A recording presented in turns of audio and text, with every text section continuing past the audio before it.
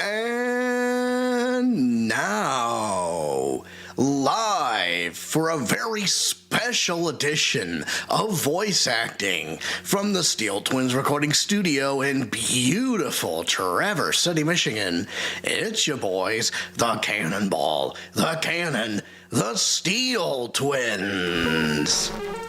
What's up, everybody? It's Sunday afternoon, and you know what that means. We couldn't wait any longer, folks. It's time to get to the bottom of this. A turnabout forsaken shall be concluded. Yep, absolutely. And if we have any additional time, we'll probably, I think we should, if we decide to do 2 episodes in one day, what we might do is cut this stream off, wait a minute, and then do another one so that we can have 2 separate episodes. But it would be fun. But, Or I have an even better idea. Should we conclude this episode? Should we conclude a turnabout forsaken in the allotted time? I, the Package Angel Steel, could return on my Twitch channel, on my YouTube channel for Metroid Prime Sunday. Don't you dare miss out on that either. Oh, that's right. What time do you usually post that, my friend?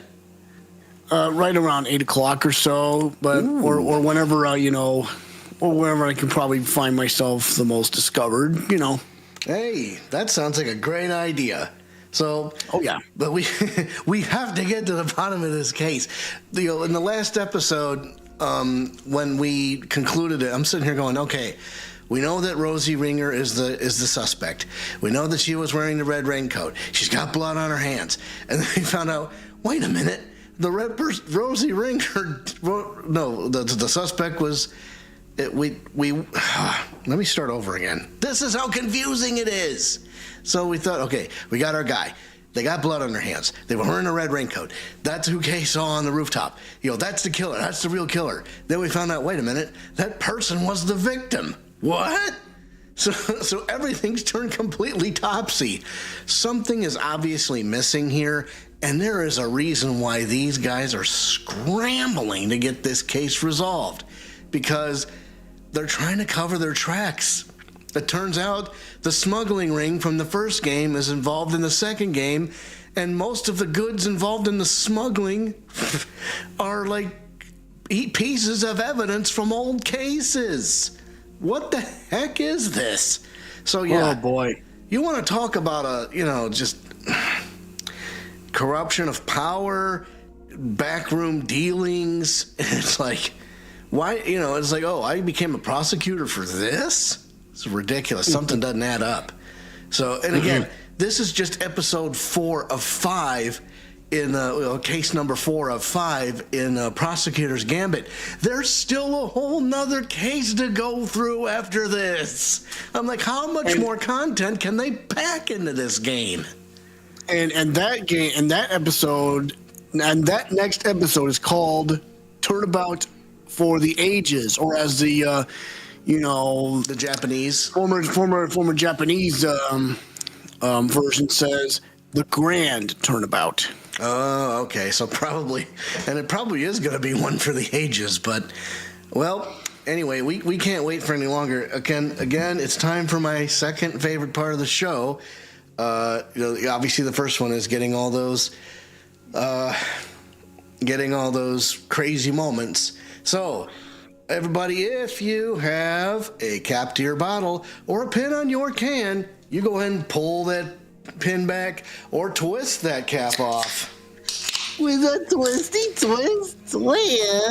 Hey, package, what time is it? It's time to get bombed. Cheers, everybody. Cheers.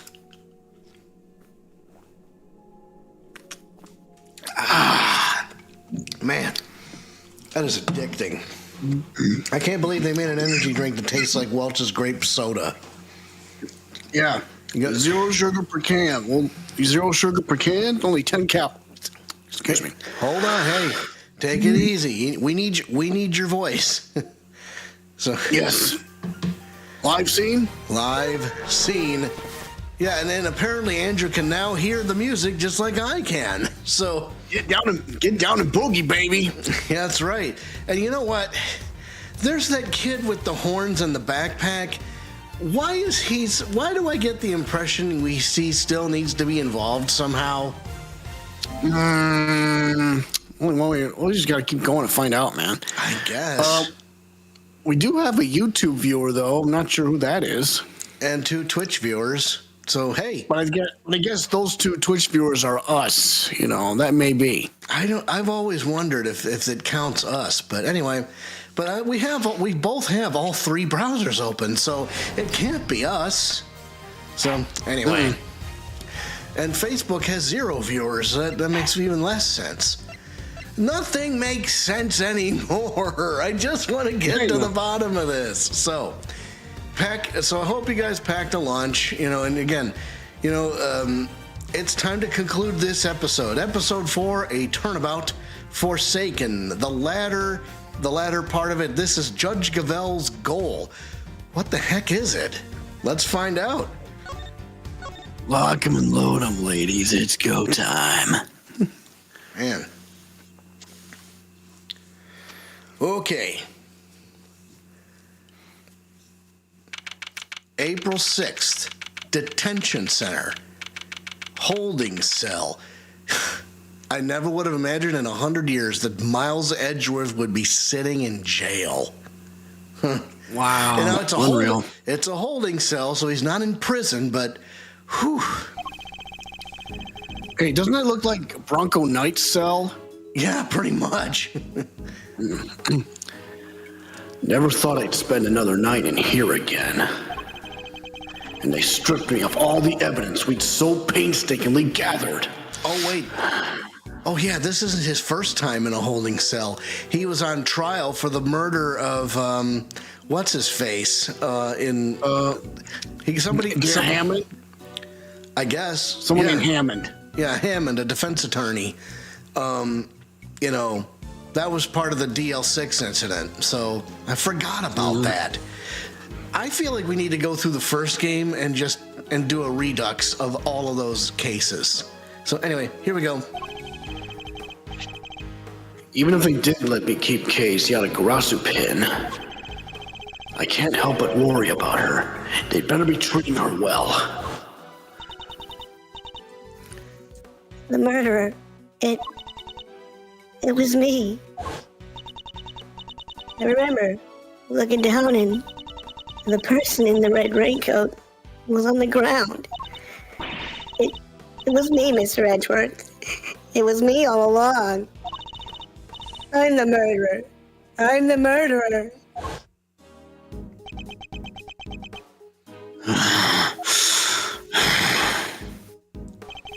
Come on, let's go. You've got a visitor. A visitor? Who?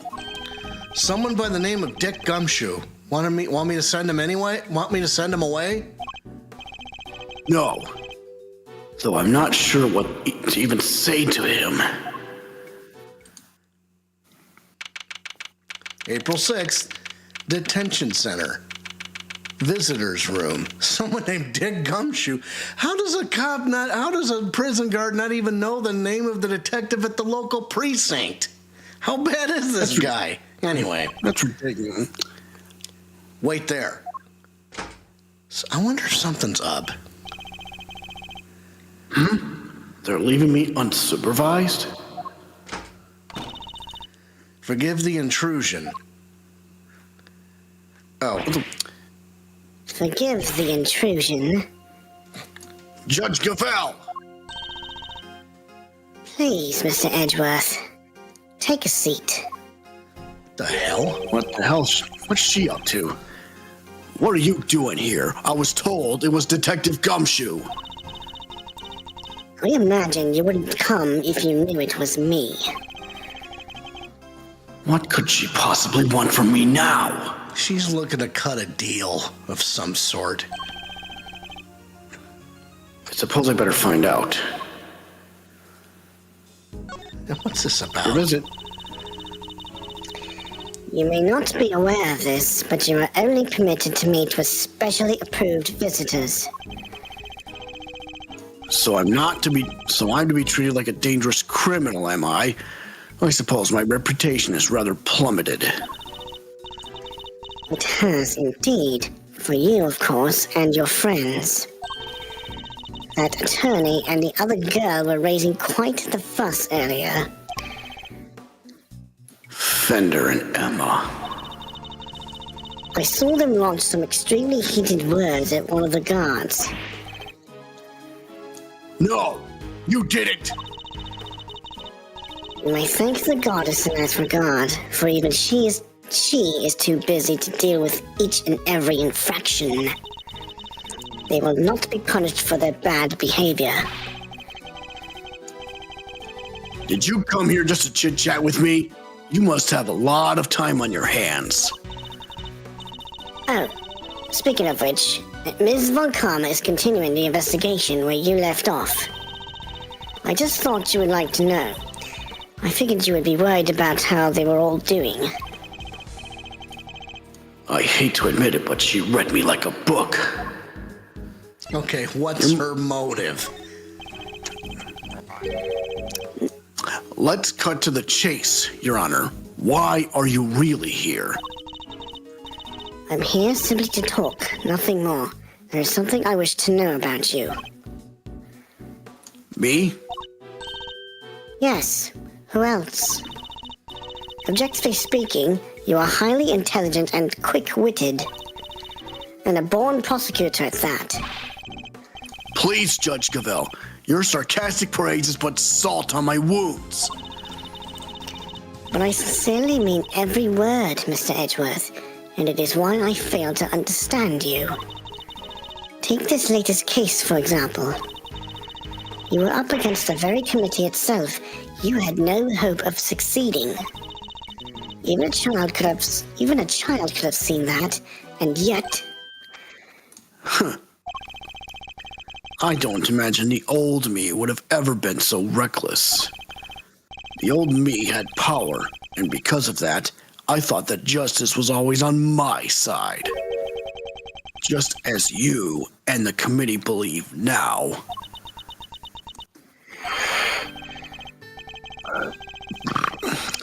But a certain person changed my mind. He made me reckon with my selfish and skewed sense of justice. And once the scales had fallen from my eyes, I began to look at people differently. I saw that I was only able to be an effective prosecutor thanks to the efforts of those around me. Detective Gumshoe, the many investigative officers of the force, and even Kay. It changed me. The degree to which it changed me still surprises me to this day. I see. Thank you. I feel that perhaps I understand you a little better now. You? Understand me? I highly doubt it. What's going on here? Anyway. Someone who is so focused on forcing their idea of justice onto others can't possibly see what I see. Is that so? Is that what you truly believe? I wonder... Why do I get the impression she's about to do a face turn? I don't know. I don't know why. I don't know. Because she's a judge, right?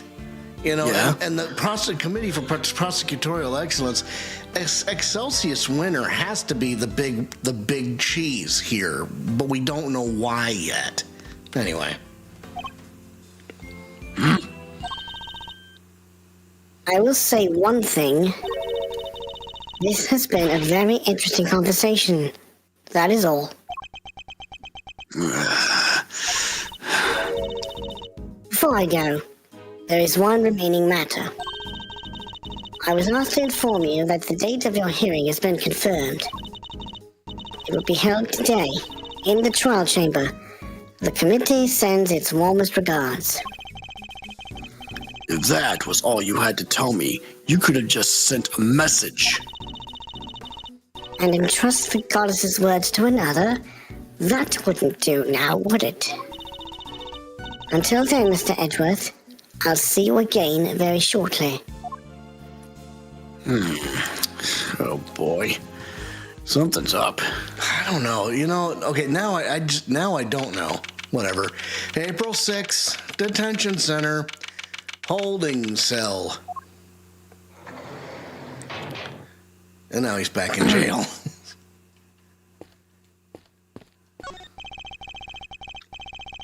I've barely spent any time in here, and already I can feel my personal appearance slipping. I may have given up my badge, but I mustn't give up on myself.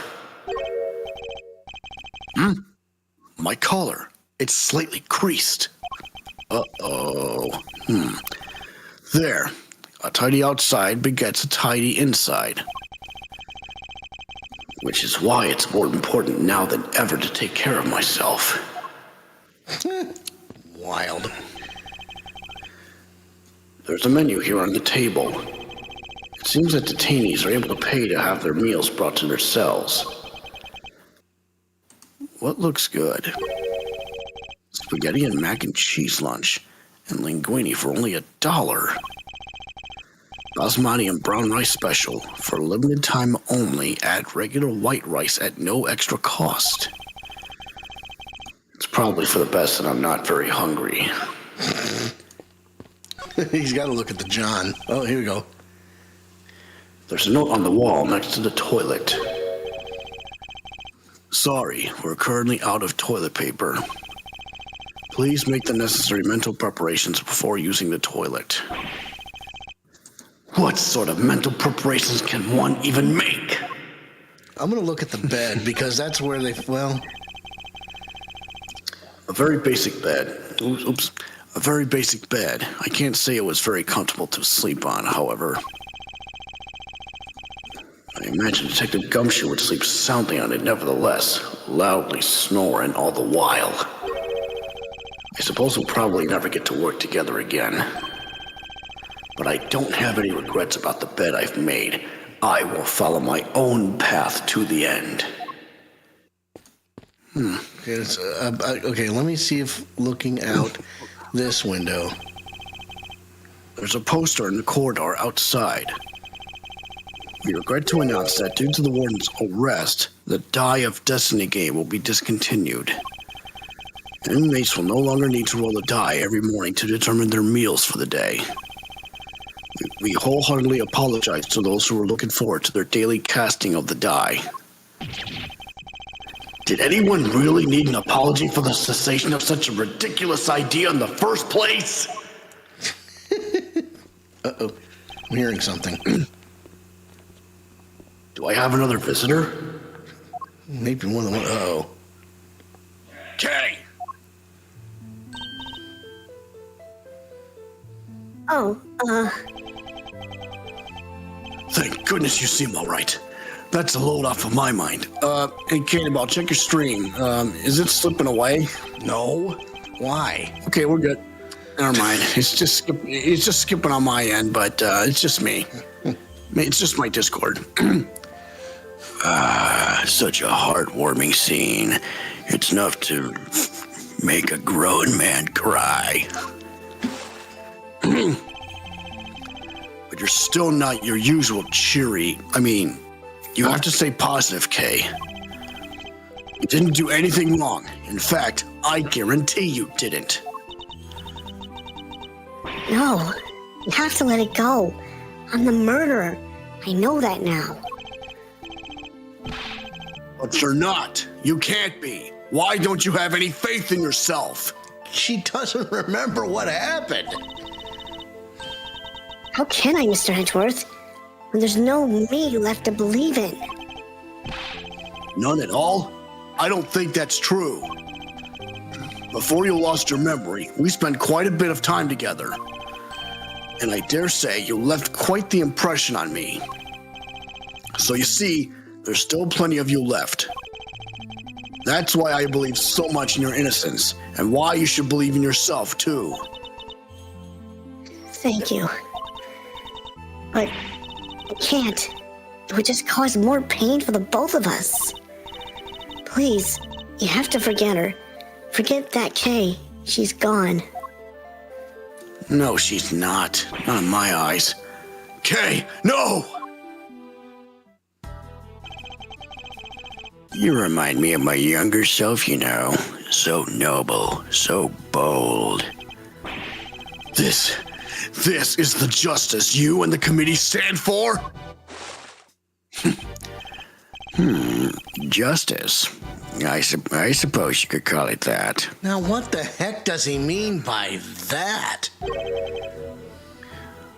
What is he up to? Why is he going to such lengths to control everything?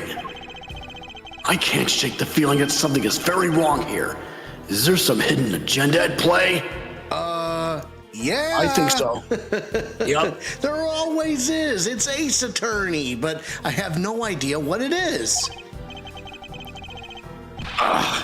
This is no time to second guess myself. If I'm gonna find out what it is, it's now or never.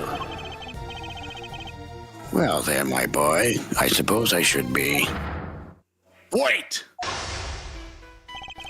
Oh, it's time for mind chess. Yeah, baby. Why is the chairman so intent on seeing Kate charged with this murder? It doesn't make any sense. There must be some rhyme or reason to this madness. Ooh, he's got a bunch of it. Come now, Miles. I'm a busy, important man. I can't be wasting my precious time talking to you. The only way out of our current predicament is through Chairman Winner. There's so much to ask and so little time. Let's start by trying to find out why he rushed to have Kay arrested so quickly. I can't just let this happen. I'm getting answers. If it's the last thing I do. Mind chess commence! Why the rush? Why were you so keen to push him through Kay's arrest? I've yet to hear a satisfactory explanation. An explanation? I'm not entirely sure what you mean. Don't give me that. You know exactly what I mean. I advise you to moderate your tone, dear boy. Need I remind you of your position?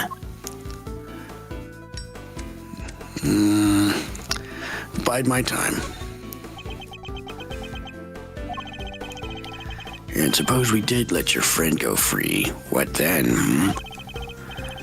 What do you mean, what then? Think how that would look, my boy. And who would have to take the blame? Me, that's who. Bide my time. You're right to keep your mouth shut. That way, you won't say anything foolish. Sorry, but I can't stay silent forever. Not while Kay's innocence is still in doubt.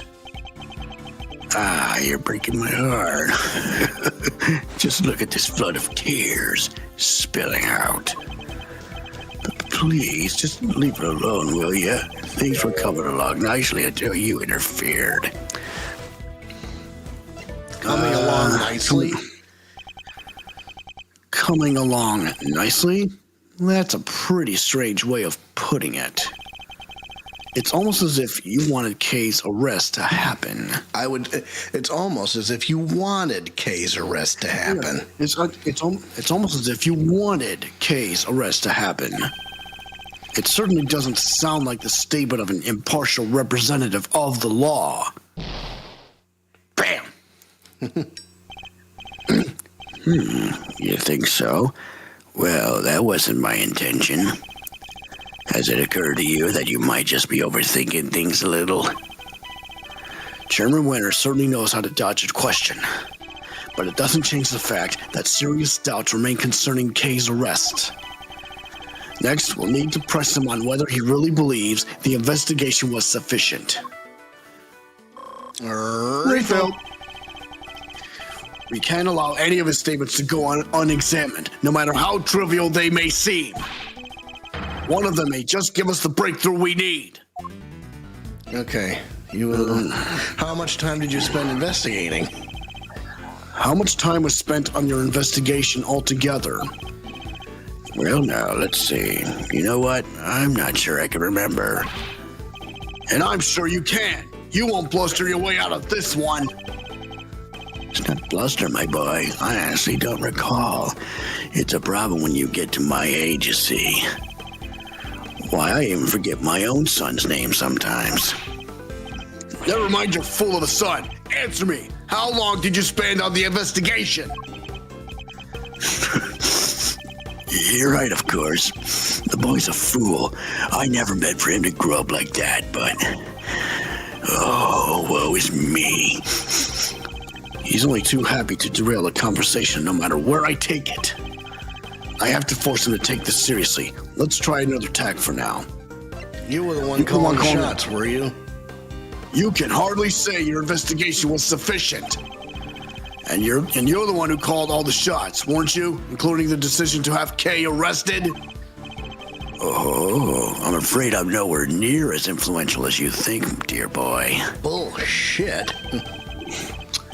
You're the chairman of the committee. It doesn't get much more influential than that. Not that I care about such things. You wound me. It's enough to drive an old man to tears. You'll have to forgive me. I'm not the differential type. Well, if you're going to insist on being so blunt, then I'm afraid you won't be seeing your prosecutor's badge again anytime soon.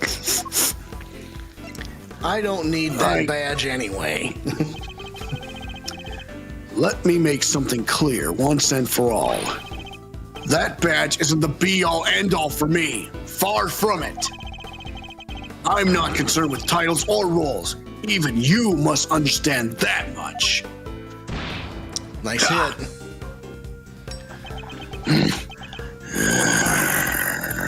So young, so very young. A word of advice, Miles, from somebody who's been around the block. You're hopelessly naive, my boy. Idiotically so. Well, that's certainly got under his skin. Oi, Zion the Potato has entered the chat. What's up? He might be less guarded in his answers while he's in this state. Now's my chance. How much time you spend? How much time was spent on your investigation altogether? My, you really don't give up, do you? But even my patience has its limits, you know. What a coincidence. So does mine. Now answer the question. Do you believe that your investigation was sufficient or not? The youth these days are... want to be reckless. Makes me want to put you in your place. You're going to regret that, my boy.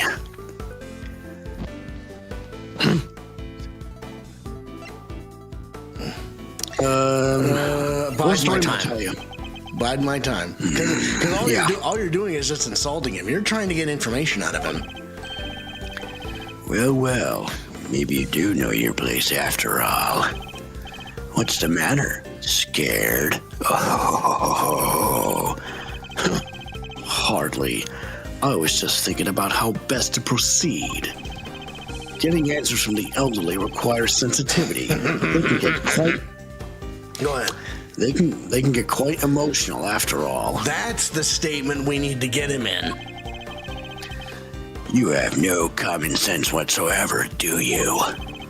Don't you understand? Your fate rests in my hands. Well, I'd buy your time. Bide my time. Yep, Yep, I was right. Oh, please put me in my places. I could drop you like a bad habit and beat you down like a hammer and a nail. Go get him, Zion. Let's say you do manage to get some answers from me. I don't know what the deal is with those biker goggles. I have no idea. Anyway, we get it. There's nothing you can do with them, so why not give it up, dear boy? Well, get some answers. Yep. No. And why not? So there's nothing you can do with the answers? Anyway. It's simple. Because I'm not about to let the truth escape me. Interesting. I think I'm beginning to see what makes you tick. But what you're doing is pointless. Tragically and miserably pointless. Please, just give up. She's guilty. The decision has been made. I don't think so. The decision has been made. Yeah, that's what I think. Once again, your choice of words intrigues me. It's almost as if Kay's guilt had already been determined from before her arrest. Good hit. What are you trying to imply? That you plan to have her arrested. I'm implying that things haven't gone as they normally should. In fact, everything has proceeded as if Kay's arrest was the end goal right from the very start. Well, Chairman Winner, was it? Bam! 2 down. That's certainly an intriguing theory. But it's also a complete work of fiction, and I'm afraid I don't have time for such flights of fancy. I think it's time we brought this shabby little farce to an end, don't you? No, he's trying to make his escape. We must confirm the legality of Kay's arrest before he slips away. Time's up. It's fate, but the truth is finally beginning to emerge. And I'm not about to let this opportunity pass me by. I still have questions. Wait, we're not done yet. I'm tired of all this talking, so make it brief, will you? Who gave What the grounds? order? Yeah, who gave the order? No, what grounds did you have? Based on everything I've heard from you so far, it's clear that Kay's arrest is entirely unfounded. Who?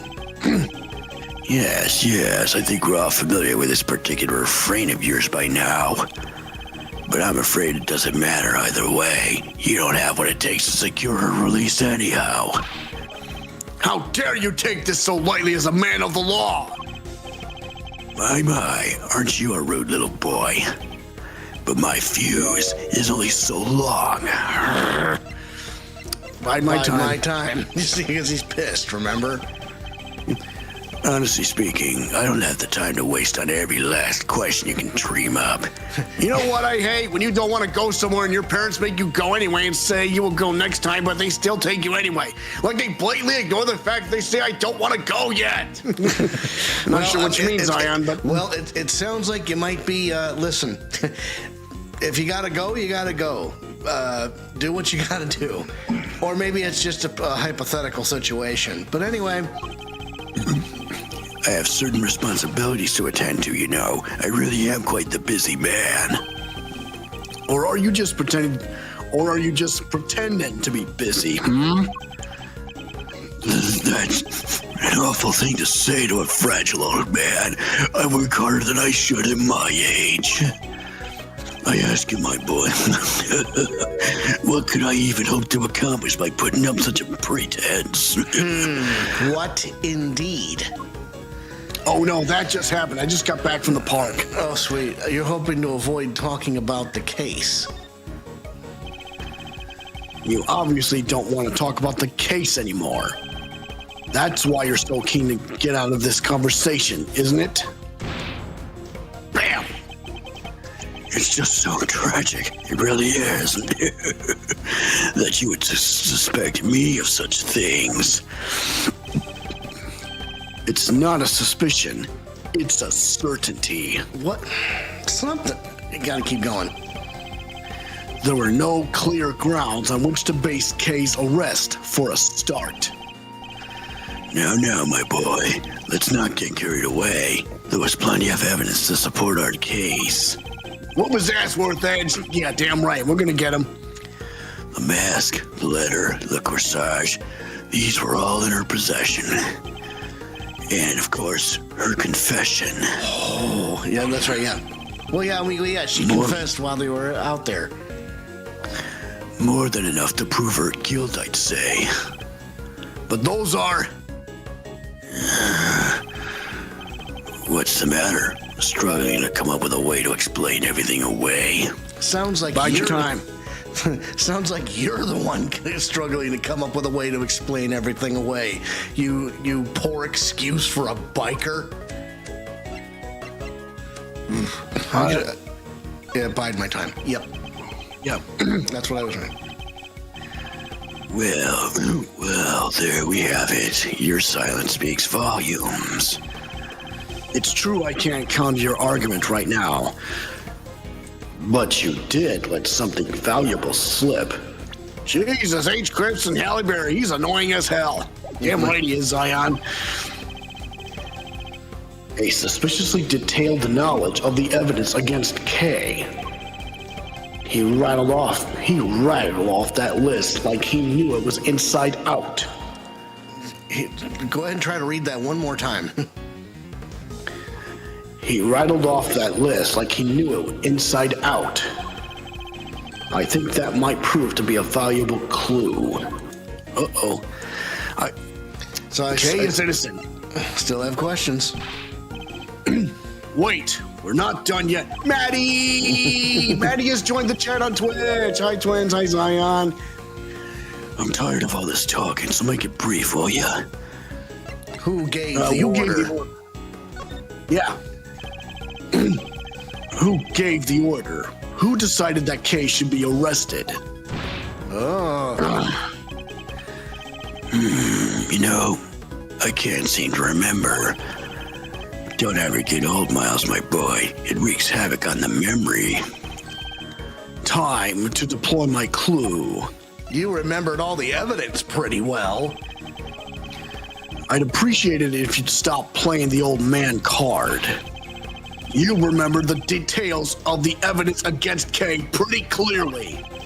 Perhaps if your memory didn't fail you only when it was convenient, I'd be more inclined to believe you.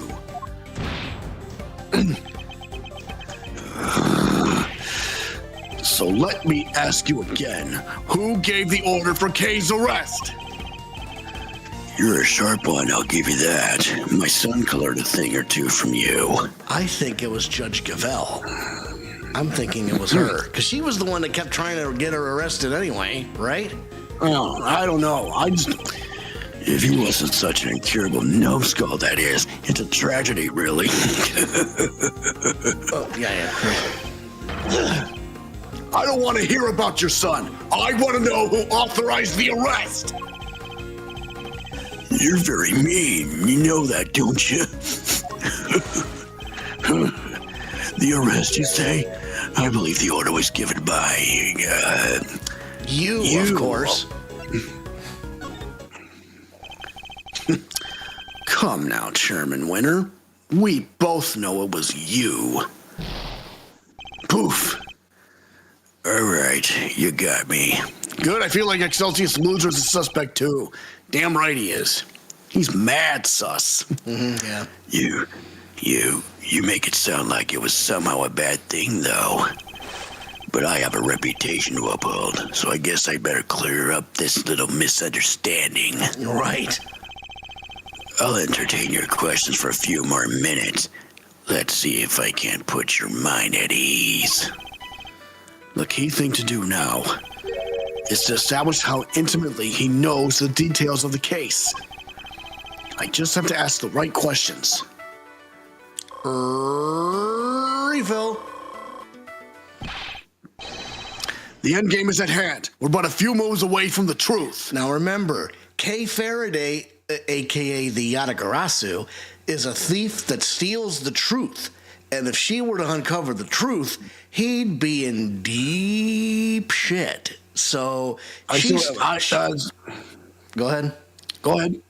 I still have my eyes on Gavelle. Context very much needed in like a suspicious way. No. We understand wholeheartedly, my friend.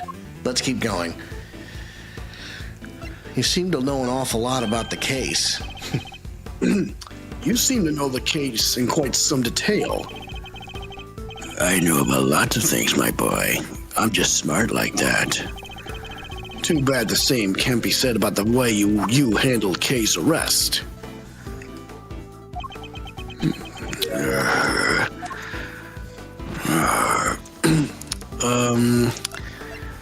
Bide your time. I'm a very busy man. Excelsius, smart? Yeah, the hell right. Indeed, Zion.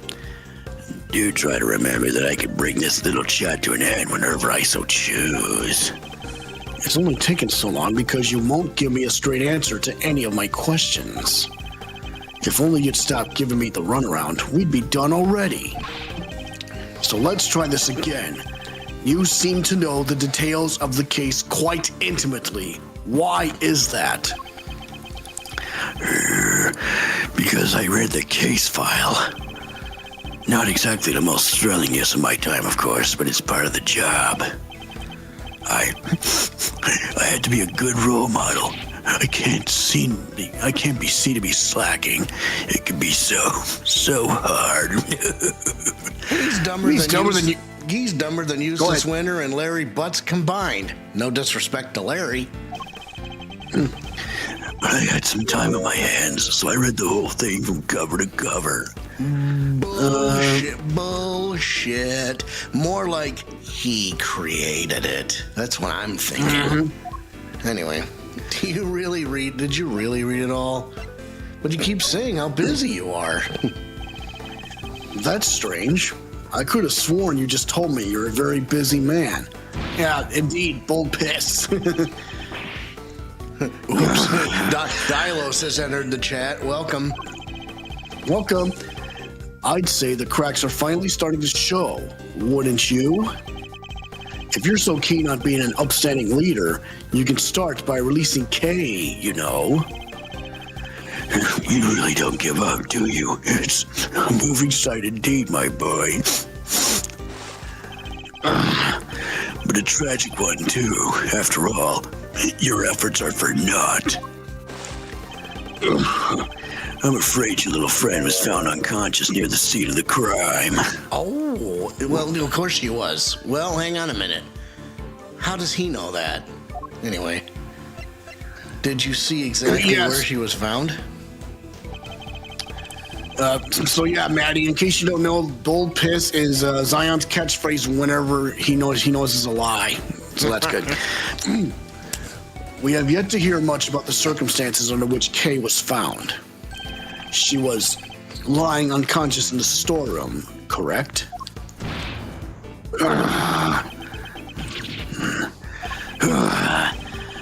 That's right, although I'm not at liberty to tell you how I know that. You know what? Maddie likes it. Hey, Mikey. You see how he kind of lit up like that? He had no idea how Kay was found unconscious.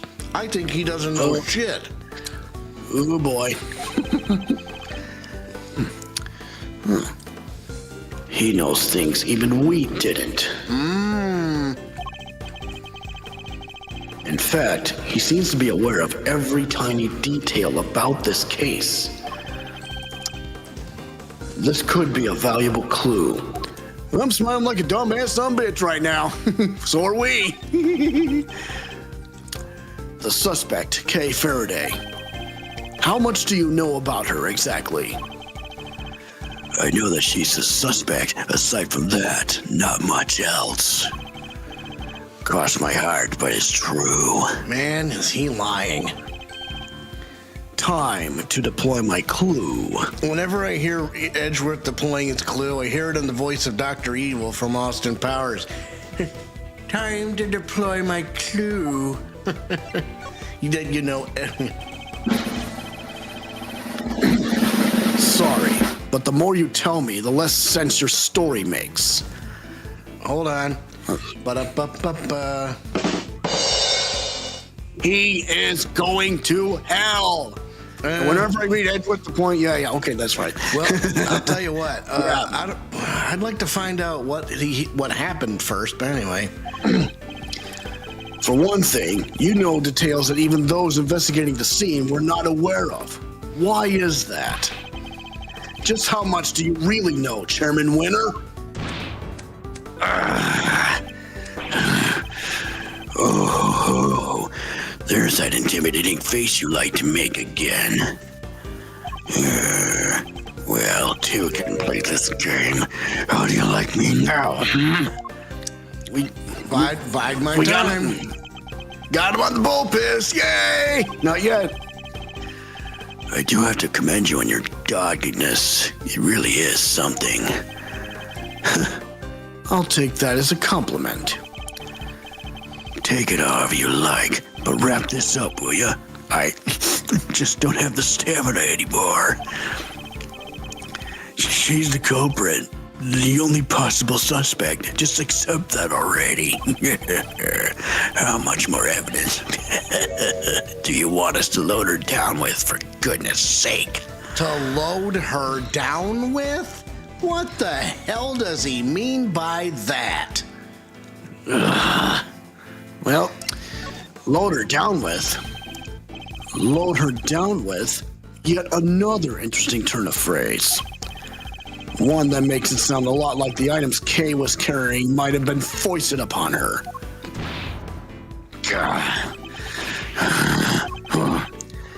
Impressive.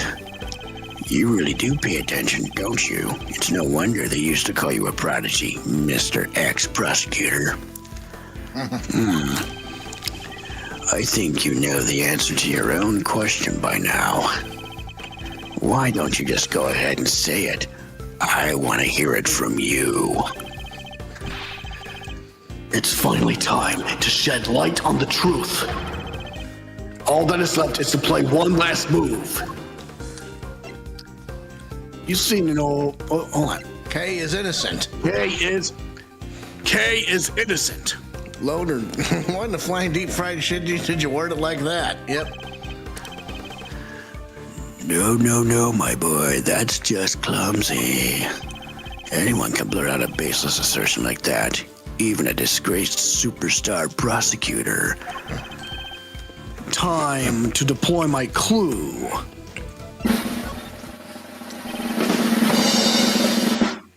Kay was framed. The true culprit set it all up so she would take the fall instead. That is my answer, and I won't let you deny it any longer.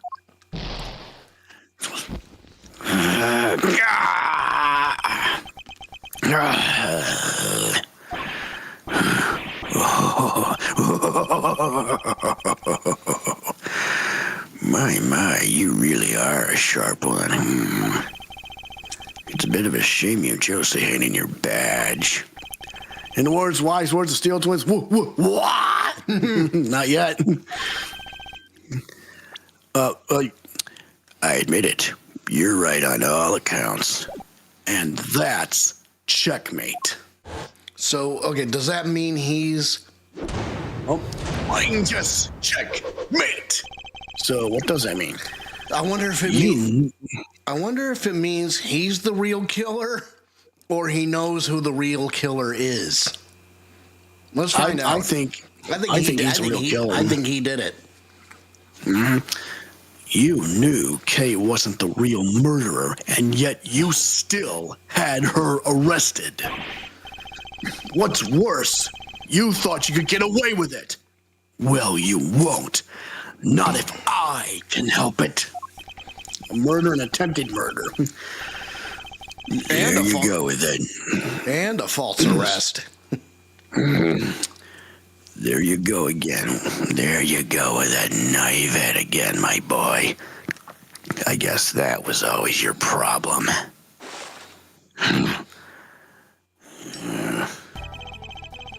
With the girl arrested and a conviction secured, this whole mess goes away, and that's what will happen. But whose interest does a conclusion like that serve? The committee's, I suppose. And mine. Oh.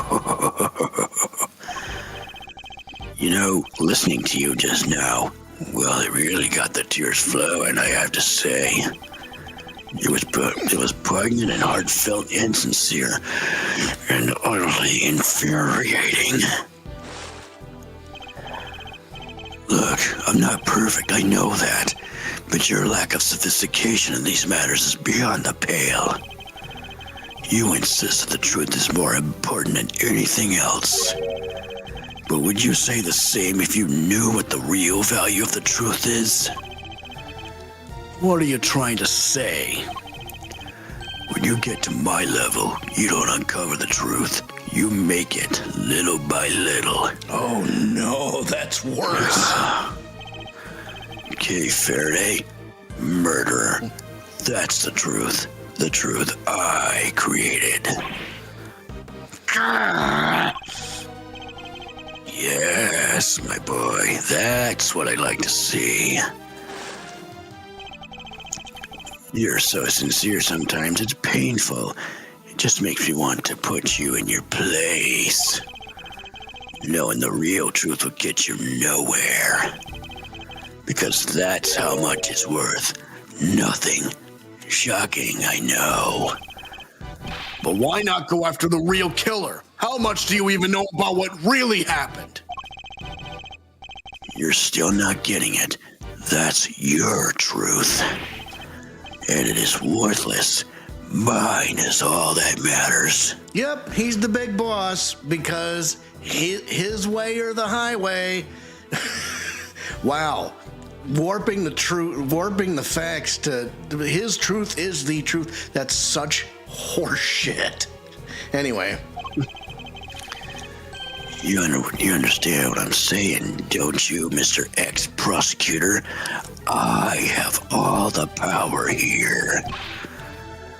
Curse you! Well, aren't you menacing? You and your little friend are just as bad as each other.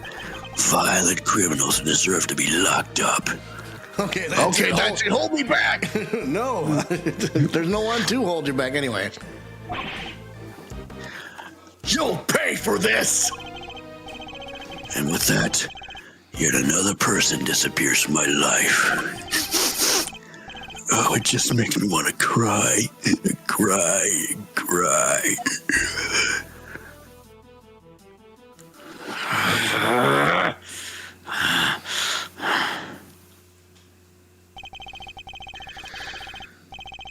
I'm not planning to disappear just yet, Chairman Winner. There's still the hearing later today. Just you wait. One way or another, I'll prove Kay's innocence to the world then! What up, guys? Gamer Biker has joined the chat! Here we go. April 6th, 8:30 a.m. Committee for Prosecutorial Excellence. Chamber. Oh boy, so there's Verity Gavelle, a series of judges, and obviously Rosie Ringer is missing, and of course Chairman Winner is sitting at the head. And there's Eustace, dumbass Eustace, and then there's Lotta Hart, and then there's Kay Faraday. How does he look like a mix of Shaggy and a hobo? I don't know. Maybe he does. Yep, that's Lotta Hart, Zion. The mix of Shaggy and a hobo, that's probably Excelsius he was talking about, but maybe. 10 members, over a majority are present. I hereby call this hearing to order. Like, Scoop, I'm broke. We are gathered here today to assess the professional competency of Prosecutor Miles Edgeworth. Here in the sight of the goddess, we do solemnly swear to pass fair and frank judgment. Fair and frank? Don't make me laugh. Verity, if you would be so kind as to summarize the case against Mr. Edgeworth.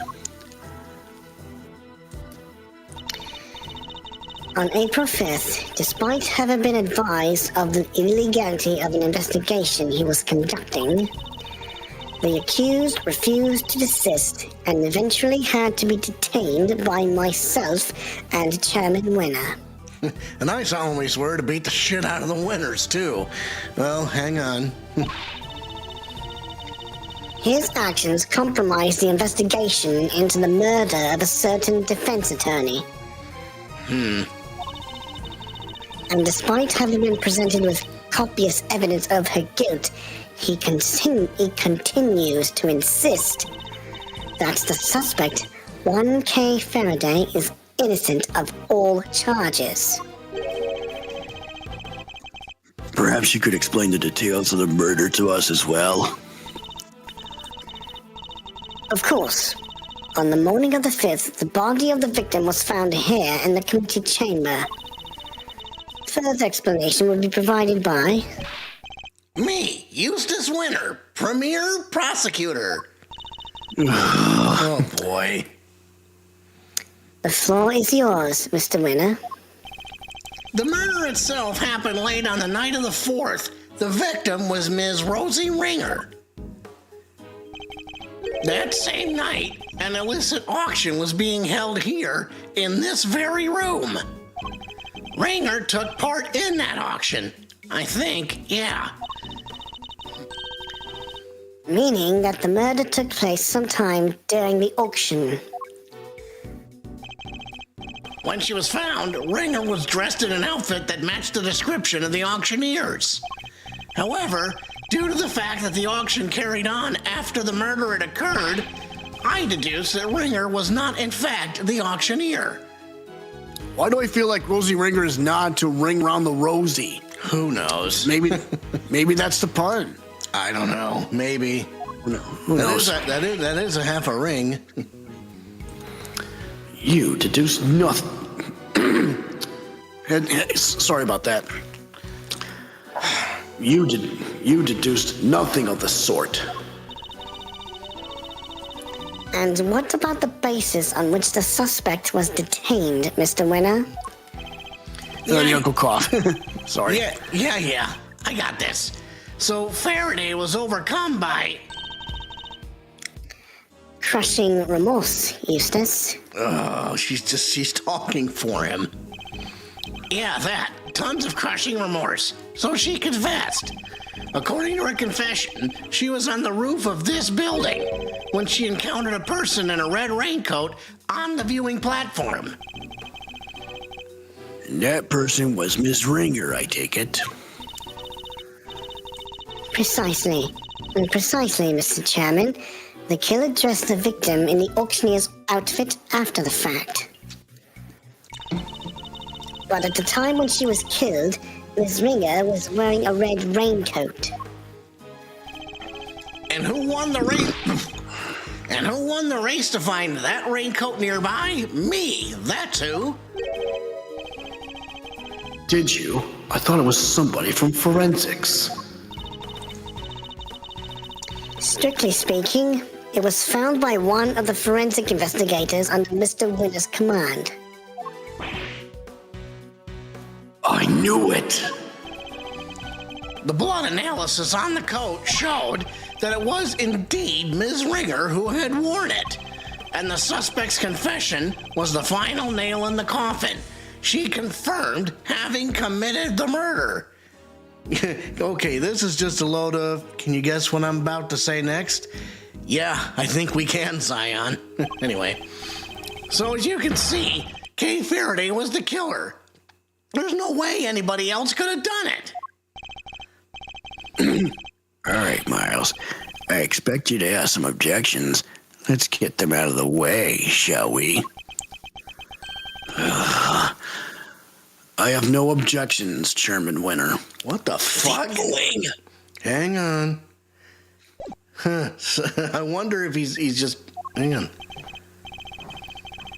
Well, now, is that so? I thought it... Well, now, is that so? History. I'm trying. It won't let me do it. Okay, there it goes. I'll swear.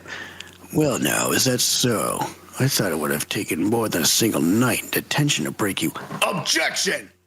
No objections in the matter of my unauthorized investigation, that is. But in the matter of Miss Faraday's supposed guilt, I have plenty. Overruled. I can personally attest to the fact that Mr. Winner's investigation was fair and impartial. Thank you, Alex Michael, for liking the stream. Yay! Of course it was. When it comes to carefully conducted ops, I'm the winner every time. You know, Miles, it's within my power to offer you a plea deal of sorts. If, and this is purely hypothetical, of course, you were to withdraw your objections, you might wake up tomorrow to find yourself the proud owner of a seat on this committee. He's not gonna do that. So I ask you again, do you have any objections, Mr. Edgeworth? If you think you can buy my silence, think again. You will watch your mouth. Only if the chairman watches his. I didn't come here to talk about committee seats. I came here to talk about the murder case. I demand a statement under oath, and I won't rest until I have one.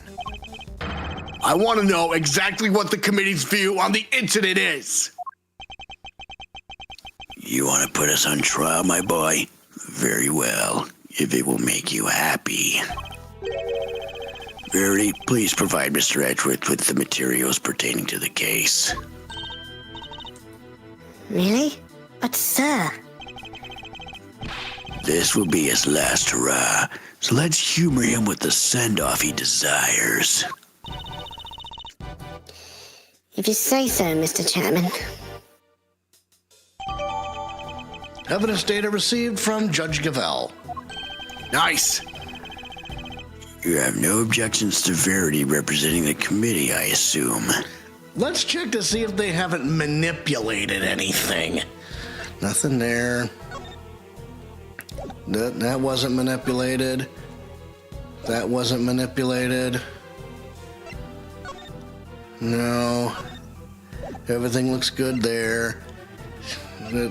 Someone knows what he wants, and someone knows what he wants and isn't scared to speak it, and that's me and Edgy. Yep. So, okay. Which I'm kind of worried, like... The prongs of each arm are covered in blood. The spacing matches that of the wounds in the victim's chest. But is this really the murder weapon? The base is a very unique shape. If it were removed from a dusty shelf or something, it would be immediately obvious what had been standing there. I'm just checking to see. I'm just trying to leave no stone unturned here, as any prosecutor worth his salt would be. Okay, victim's body discovered in committee chamber. Preliminary findings place time of death at sometime late last night. Cause of death is the set of 3 puncture wounds on the left side of the chest inflicted by a candle holder. Victim also suffered a head injury post-mortem. Other remarks: prominent burn mark on the back of victim's right hand, signed Hilda Hertz coroner. Which, yes, there's the burn. Why is there a blood stain on her left hand? It makes no... What? Anyway. What about the notebook, Promises by Kay? Yeah. That's going to be important, isn't it? Yeah. I'm wondering if that's anywhere near there. Here's the key card record. Nothing's changed there. The victim's letter. Okay, thanks so much for agreeing to help with my plan. Now we can both get what we want. Good luck getting your revenge for what happened 12 years ago. Kay. Managing leader... Mrs. Hart's observations: illicit auction held in Bigg Building. Items on sale were mainly items of police evidence related to homicide cases. 11 attendees altogether, all were wearing masks. Auction continued even after the murder occurred. There's nothing here. Various masks. The mysterious figure in the raincoat. Photo taken just after the incident by Lotta Hart, who had snuck into the storeroom. The ringleader and an auction attendee came up on the elevator. A scream was heard not long after. Maybe she grabbed the spot where she got like in the movies. Who knows? Blood detected. The killer was put in a box. Blood was found in a committee chamber. This is the red raincoat worn by the victim, whose fingerprints and blood were found on the hood. Found or planted. Anyway, go ahead and repeat that last sentence. You have no objections to Verity representing the committee, I assume. None whatsoever. Mr. Edgeworth. Don't worry, Kay. Everything will be fine. You'll see. All right, here we go. Time for an epic battle. The committee's view of the case. Ms. Ringer attended the auction as a potential buyer. A red raincoat was one of the items up for sale. Interesting. Was that probably because it was involved in the assassination attempt? Anyway. So our assumption is that after winning and paying for it, She left the auction with a purchase. The only exit from the storeroom was, of course, the hatch leading up onto the roof. After she emerged onto the viewing platform, that's when Miss Ringer was attacked by Miss Faraday. Shortly thereafter, her flame went out, and thus concludes the committee's view of the case. Wait a minute, maybe Rosie pushed Kay off the thing then got killed because look at Rosie's build and the fitted raincoat. So, okay, well, let's take a look. Hang on, and okay, here's the build. She's pretty tall there and pretty wide-shouldered too. And if we then take wait a minute. And if we take Wait a a look minute, at maybe the, Rosie pushed you. Yeah, I just said that. Sorry, I missed it. Why do I feel like it was obvious already? I don't think so. Know. Yeah, this person was much smaller than. This person is much smaller than this person, I would think. I don't know. Anyway, that's a good catch, Zion. But anyway, here we go. The raincoat was on offer that night. Is that really true? I don't think so. We didn't see a hook for a raincoat. Anyway. We believe so, yes. You remember the failed assassination attempt on the president of Jane Farr, I assume? The raincoat is a piece of evidence from that case. It should, of course, have remained safely under lock and key in the appropriate facility. But our inquiries revealed that it did, in fact, go missing under mysterious circumstances. And wound up in the auction along with everything else. That makes sense, I suppose. I think my theory might have been wrong, but I don't want to count my blessings. More like count your chickens. So let's play this out. Wonderful work, Verity. Just wonderful. Crystal clear as ever. You flatter me, sir. Now, Mr. Edgeworth, perhaps you could save us all some time and simply admit defeat. I'll do no such thing, thank you very much. Very well. It's good to know that you still have some fight in you. It is? Why? Come to think of it, she said some strange things when she visited me this morning, too. What exactly is she up to? Hang on a second. You don't think she's trying to usurp the chair, do you? Trying to take over Chairman Winter's job? Hey, it's all about politics, Bubba. Anyway, let's keep going. The committee's here. All right, time for a rebuttal. Ms. Ringer attended the auction as a potential buyer. The red raincoat was one of the items up for sale. So our assumption is that after winning and paying for it, she left the auction with a purchase. The only exit from the storeroom was, of course, the hatch leading up onto the roof. After she emerged into the viewing platform, that's when Ms. Ringer was attacked by Miss Faraday. So that's so the lie is the raincoat. Objection!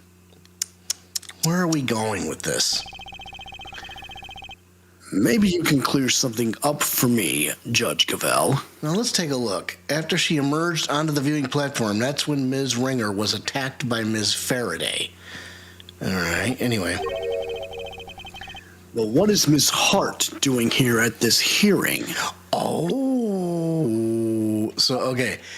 So it says here, photo taken just after the incident by Lotta Hart, who had snuck into the storeroom. The ringleader and an auction attendee came up on the elevator. A scream was heard not long after. But then, okay. Hold up, but look at Verity's build. Relatively small shoulders like the raincoat person. You don't think she took the coke, do you? No, I don't think so. It'd be kind of weird. I mean, she was the one that entered at 10 p.m. Anyway. She is an eyewitness. I thought it would be obvious. Well, now, I ain't really an eyewitness. Well, no, I ain't really an eyewitness. More of an ear witness, I guess. She's not exactly the most confidence-inspiring choice to help you make your case, is she? I like to think I choose my allies a little more carefully than you, Mr. Edgeworth. Then you should question them more thoroughly, because there's something she hasn't told you. Take a look at this. It's a photo taken by Miss Hart. And it looks like a woman's building a picture of the raincoat person. I don't know. Yes, in a storeroom, correct? What of it? According to your theory, the murder occurred up on the roof. But according to Miss Hart's testimony, she happened to witness the entire incident unfold in the storeroom. Just before she took this picture. Wait, you're saying Gavelle got it? Wrong. That's exactly what I'm saying. What?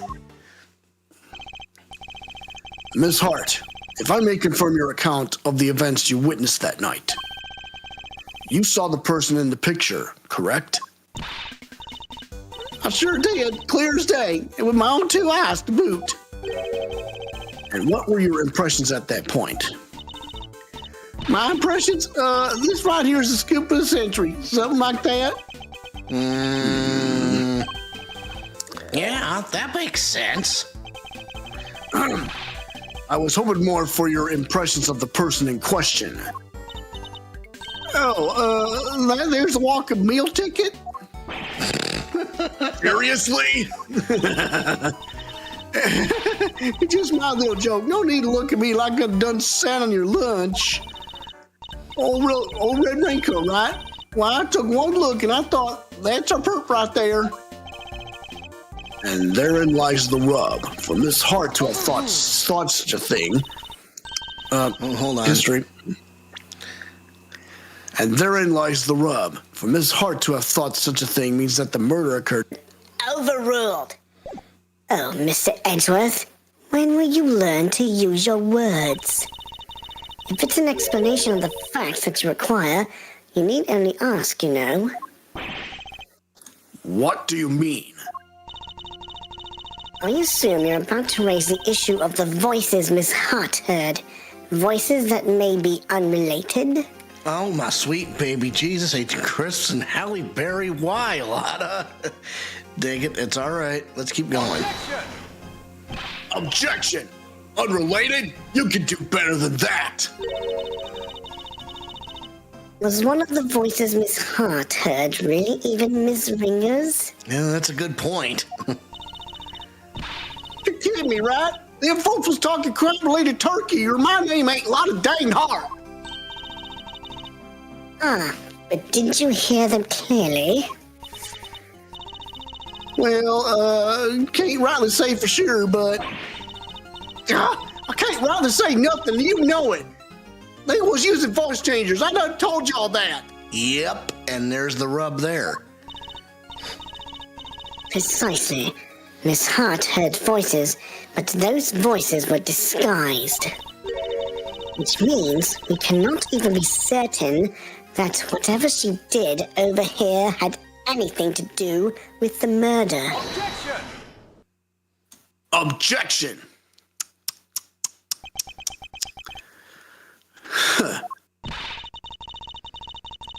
You don't need to yell objection in order to sigh at me, Mr. Edgeworth. It seems I overestimated you, Judge Gavelle.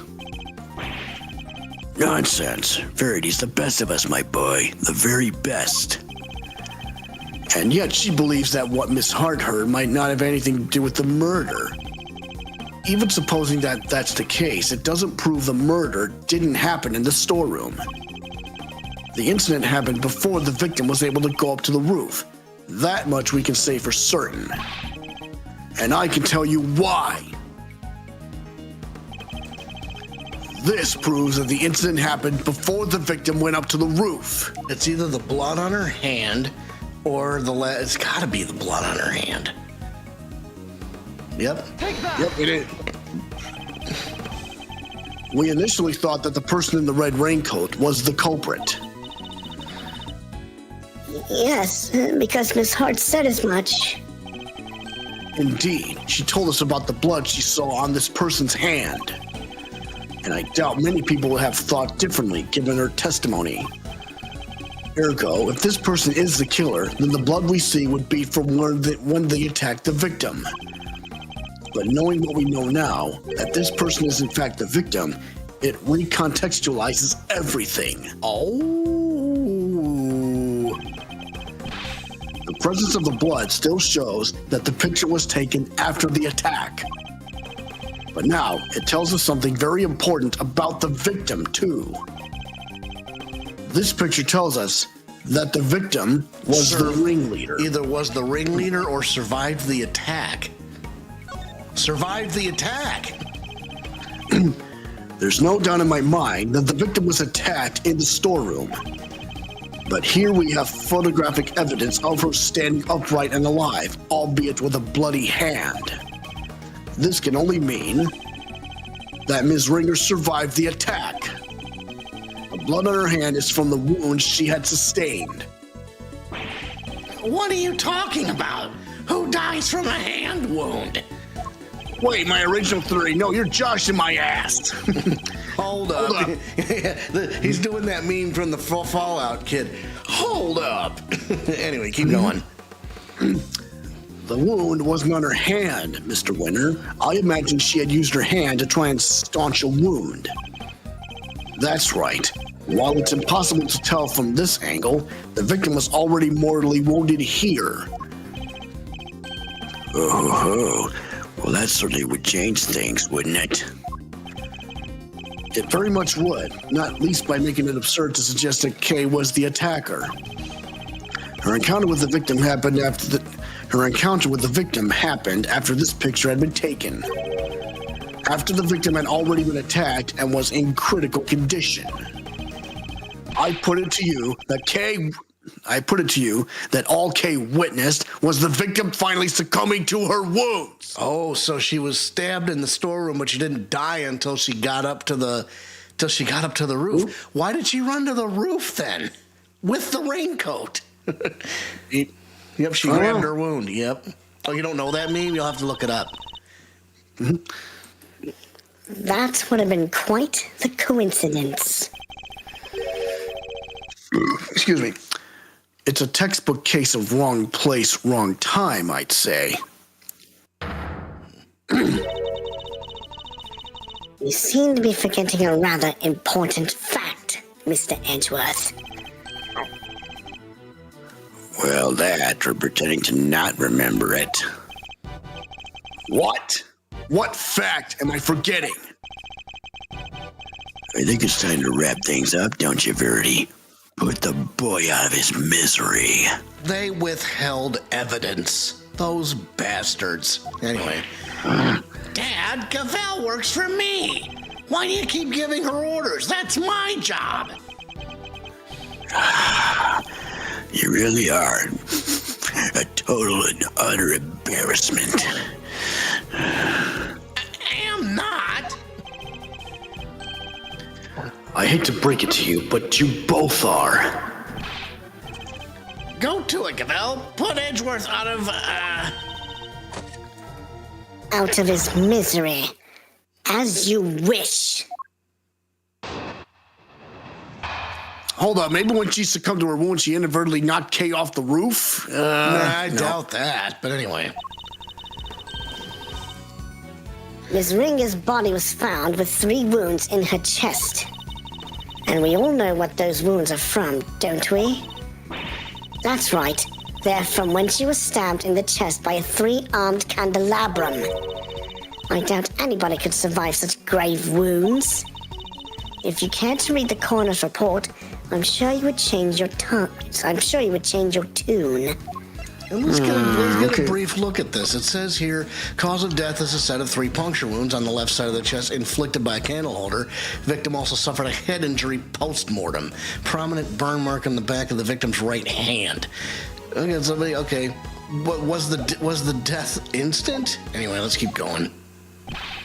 Nicely done, Gavelle. Now Edgeworth will have to make several objections Yes, I'm afraid I will. What? Why? Weren't you listening? Oh, I was listening. Very carefully, in fact. Hence my objections. Okay, given what I put together, because think about it. Okay, now, my theory also is that Kay lost her memory by falling into the open shaft on the hatch on the roof to fall into the storage room where she hit her head and, forgot, got her amnesia. It still doesn't explain why, if Rosie was gravely injured and she climbed up to the roof and finally died on the roof, why? I don't know. Anyway. Come on. Why do you always have to undermine... Come on. Why do you always have to undermine me? That's never my intention, I assure you. It isn't? Because you do it so well to yourself every single time already. Of course it isn't. Yeah, I knew that, because I'm... Please, Eustace, just stop for goodness sake. You've already embarrassed me enough. Huh? What do you mean, Dad? Dumbass. Anyway, what you're forgetting? Ms. Ringer's body was found with 3 wounds in her chest. And we all know what those wounds are from, don't we? That's right, they're from when she was stabbed in the chest by a 3-armed candelabrum. We're presenting the coat. The raincoat. Because it was a head injury. Objection! Chairman Winter, you know what this is, of course. The red raincoat. That's right, isn't it, Verity? Yes, sir. The one Miss Ringer was wearing. I warn you, Mr. Edgeworth, you will not be thanked for retreading old ground here. Well, I'm afraid I might have to, regardless. Now then, if you'll answer me this, Judge Gavelle. Objection! In the beginning, we saw a person in a red raincoat and then Kay falling. And she grabbed her wound, given the bloody hand, and in her last moments, she went up to the roof while Kay was doing her thing. She fell and knocked Kay off the roof and got her amnesia. Okay. Huh. I don't know. I don't know. Let's find out. You told us that the victim's bloodstains were found on the coat. But do you remember where exactly they were found? Oh. Of course. They were found on the hood and no! Yep. I knew that head injury was going to come into contact someday. What's the matter, Verity? The hood and... Was blood found anywhere else on the raincoat? No, it was not. Doesn't that strike you as odd? The victim died of stab wounds to the chest. Wouldn't that lead one to expect to find bloodstains in that area? And yet, there was blood only on the hood. It may sound dumb to you, but it's a risk I'm willing to take. I'm not saying it's dumb. I gotta find the truth. Now, that means that somebody else... This is the question we need to ask. Whose blood is on the candelabrum? Because if we find out whose blood was on the candelabrum, we also know who wore the jacket when they got stabbed. Because Rosie Ringer was dressed to look like the auctioneer, even though she wasn't stabbed in the chest. Anyway. That's a glaring contradiction if I ever saw one. The head wound the victim suffered wasn't just some incidental injury. It was inflicted before the stab wounds to her chest. Even though it says that the head injury was done post-mortem. Perhaps you are correct. Perhaps the victim did sustain the head injury first. As you said, if she had been stabbed first, there should be blood in the chest area of the raincoat. Therefore, Miss Ringer cannot have been stabbed before the head injury had been inflicted on her. But even if we concede this point, that the head injury came before the chest wound, what difference would it make? How does it change our understanding of the case? Because the post-mortem report says victim also suffered a head injury post-mortem. But if you're conceding that the victim suffered the head injury before she was stabbed, it would indicate that the head injury was not, in fact, suffered post-mortem. So either the head injury was suffered post-mortem when the coroner found out about it, or Hilda is in on the rib. That the old lady with the puppeteer and shit. Anyway, let's find out. I'd say it changes things a great deal. In fact, it raises an even more fundamental contradiction. That is quite the bold claim, Mr. Edgeworth. I have to admit, you have me intrigued. Perhaps you could show us this fundamental contradiction with some evidence. Which piece of evidence best demonstrates the contradiction in the order of the injuries revealed? 3, 2, 1. Take that! This is Dr. Hart's preliminary findings, according to which the victim suffered a head injury post-mortem. But the order suggested by the bloodstains on the raincoat is... Exactly the opposite, yes. Bailiff, this court hereby subpoenas Dr. Hilda Hertz to the committee chamber with all due haste. Until she testifies, this case cannot be brought to a close. Yes, Your Honor. I'll go fetch her at once. Unfortunately, Dr. Hurt is a very busy woman. I doubt she will be able to come immediately. In the meantime, there is another important angle I would like to explore. Frankly, something has been bothering me about the person at the heart of this case. The so-called ringleader. Who exactly are they? Yeah, good point. We never looked into that, huh? Despite having been mentioned repeatedly in this hearing, we still don't know even the most basic facts that might help us uncover their identity. Oh, great, the old bat. Well, Mr. Edgeworth, do you have any thoughts on the matter? We see nothing that might serve as clear evidence of the auctioneer's identity as of yet. But there is someone involved with the case that I can name. I suspect that at the very least they might be able to point us in the right direction. And that's... Chairman Winner, I demand that you testify as to what you know. Well, what?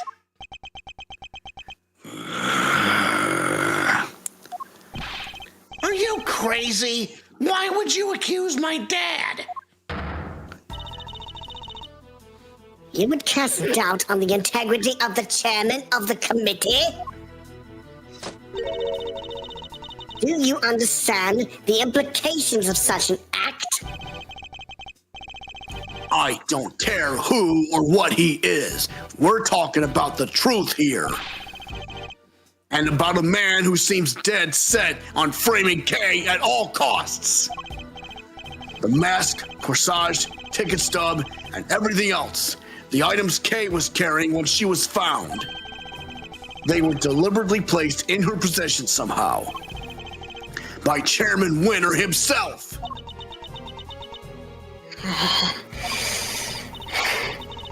A shocking accusation, and one I find hard to believe. But for the sake of completeness, I must ask. Where is Wendy Oldbag? We have no idea. She's probably unrelated. And thank God for it, anyway. Why would he do such a thing? To cast suspicion on Kay, of course. Why else? I even managed to get him to say something to that effect. Chairman Winner, your rebuttal, please.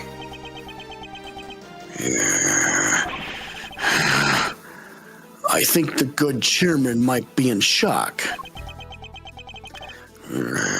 So what if I did? Huh? Did you hear me, dear boy? I said, so what if I did? Oh, that son of a bitch. You say you got me to admit as much, but where's your proof, Yeah. With no witnesses to speak of, your word alone is hardly enough to make an accusation like that stick. Or do you mean to tell us that you have something more to base your outburst on? He still has the arrogance he showed back at the detention center, and yet... Mr. Edgeworth, I'm going to have to ask you to explain yourself. If that's all right, Mr. Chairman. Not at all. I'll be very interested to hear this for myself. Oh, okay. I'm intrigued to learn where Miles might have gotten the idea that I'm some sort of criminal. Because you'll never find a more fine and upstanding citizen than myself. He has a lot of nerve acting all innocent like that. Very well. Let's start at the very beginning. I got my proof right here. 10 pieces of balled up evidence, if you know what I'm saying. The fact that the auction took place right here in this hollow trial chamber is a point of suspicion. A location that should, by rights, only be accessible to members of the committee. Yeah, they all have key cards to the room after all. Furthermore, these auctions seem to be held on a somewhat regular basis. And for that to be possible, there can only be one winning explanation. That's right, Mr. Winner.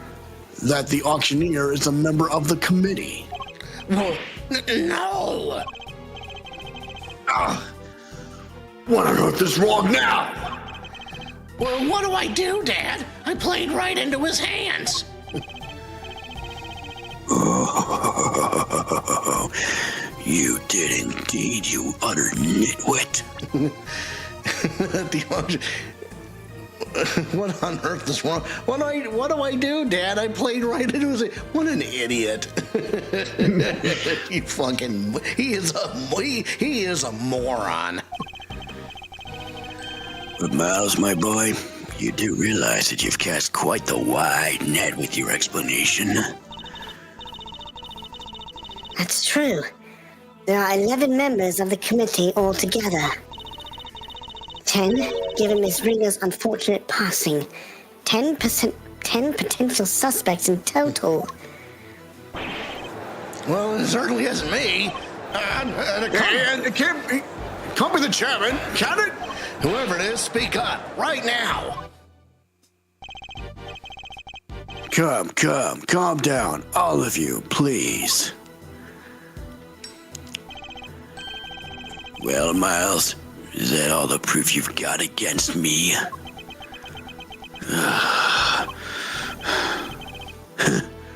You're very quiet all of a sudden. But it's too late to back out now. Okay, I hate you, sis, I do, but even I know that you, as a father, has no right to degrade your own result of what you wanted to do. You accuse a former chief prosecutor and current committee chairman of a crime.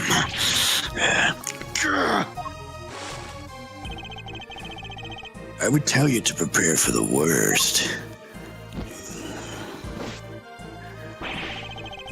But there's no preparing for what you're about to face.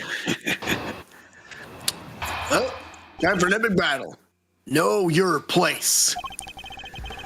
You've been forcing us to argue over every little detail for a while now. Where the murder happened, the order of the victim's injuries, some other things I hardly even remember. Bullshit, he knows a lot of it. AKA, stop bullying your son. Damn right. But you didn't have bothered, my boy, because it's all irrelevant in the end. Think about it. The suspect herself has already said she didn't. That's all that matters at the end of the day, and her sentence will be lighter for it. So rejoice.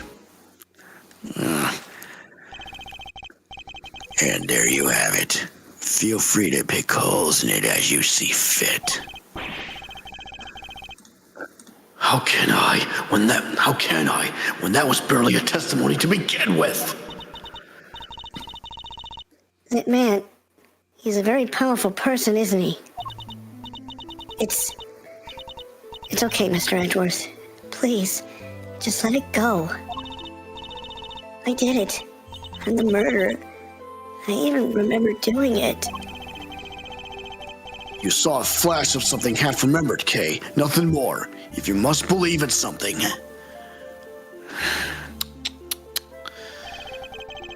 Believe me when I say you should believe in your own innocence instead. You little nasty. Real ones know what reference I'm making. Yep. I think I know. Somebody from the Disney Channel. Anyway.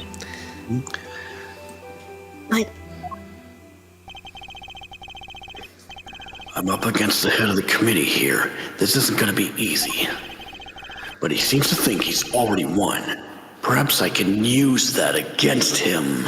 Hey, it worked. It worked against Furio Tigre. Remember? Right. And forcing us to argue.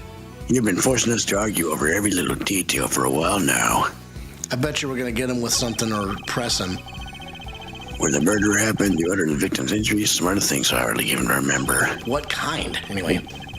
But you didn't get bothered, my boy. It's all relevant in the end. Think about it. The suspect herself has already said she did it. Hold it. Just because she confessed to something doesn't make it the truth. Kay is suffering from amnesia, so any statement she makes should be taken with at least a grain of salt. Objection. Objection. Even so, it doesn't exactly solve anything for us, does it, dear boy? No buts, Kay. Get your head in the goddamn game. And it would be nonsensical to dismiss her confession outright. I tell you what, why don't we ask her one last time, though I'm sure she'll just say she did it again. Fine. Let's do it. Let's ask her again. We'll see if she really believes herself to be the culprit. Huh?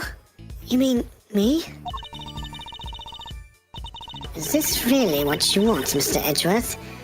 If it goes badly, it could significantly weaken your position. I know, but there's no other way. I only request that I be the one to question her. You really know how to tug at an old man's heartstrings, you know. Now I'm making high school musical references. I gotta stop watching TV. Never. Yeah, it's all right. Anyway. But fine, ask away. On one condition. If this turns out to be a waste of time, that's it.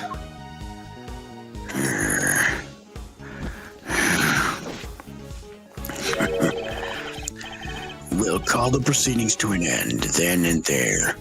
Agreed. Call the proceedings to an end? You mean the hearing? Yes, dear boy, that's right. Perhaps you aren't a complete muddlehead after all. Now, just so we're clear, if we ask again and all that happens is the girl confirms her guilt, she is officially declared guilty on the spot. Yes, that sounds like a great plan, if I do say so myself. That's it? You just declare her guilty just like that? That's the gist of it. It's a big risk, but he's gonna find a way to condemn her either way if we don't do something. Kay, Yes? I know it's a lot to ask, but I need you to think. Bully your son again, and I swear to God. Anyway. Do you remember anything else about what happened on the day of the murder? Anything that might help us prove your innocence? Is something happening here? Because on my end, it's skipping. I mean, it's good for me. Okay, continue. Why? Why are you still fighting it, Mr. Edgeworth? It's no use. I can't be of help to you. I'm sorry. I'm too scared to try and remember anymore. So fear's holding her back. What if I remember something even worse? And if I did, I'd just be making more trouble for you. Please, just accept it. The Kay you thought you knew is a dangerous criminal. A criminal who let you down and betrayed your trust. Don't worry, Kay. You have nothing to be afraid of. I may not have known you for very long, but I know you well enough. And right now, I'd say I know you better than you know yourself. You would never commit a murder. You could never. Because this is who you really are. That It's pin. got to be the pen. You're the great thief Yatagarasu. A noble outlaw who would never stoop so low as to kill.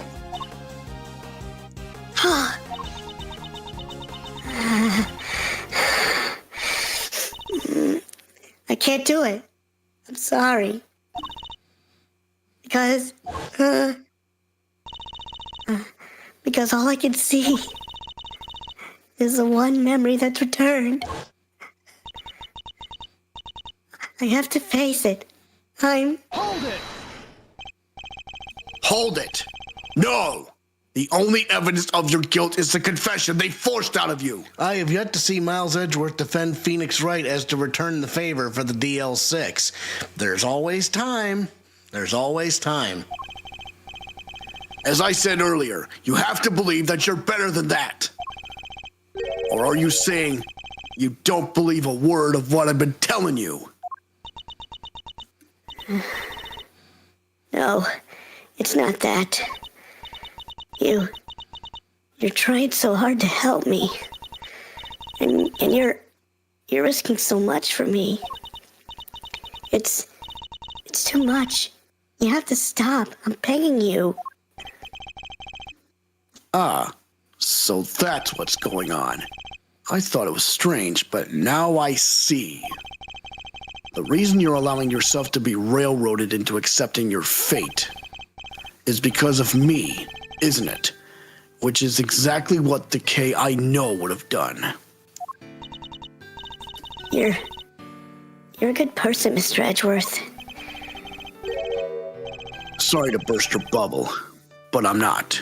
And I don't plan on becoming one anytime soon. Because despite all your wishes to the contrary, I'm still trying to help you. So you see, I've merely been servicing my own ego, regardless of what I put you through. He's playing mind games. Here we go.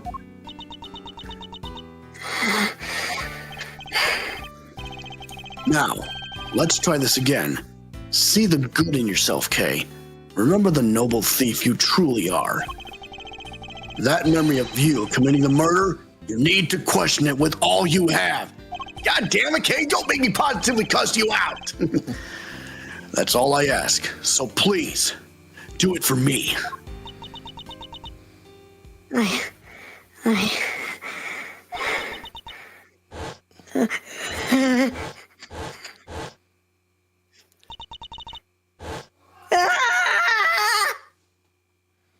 Kay!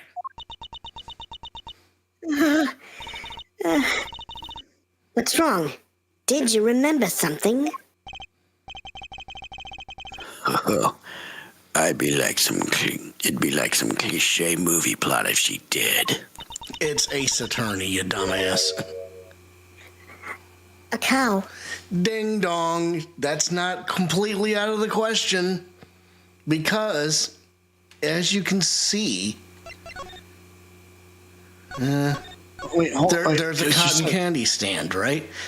Anyway. But she said there's a cow. Remember that plushie? Yes. I remember that.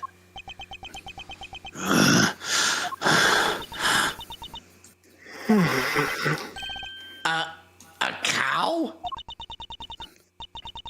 Mr. Edgeworth, if you could perhaps ask her for a few more details. Hang on. It's not as useless as you think it is. It's this one.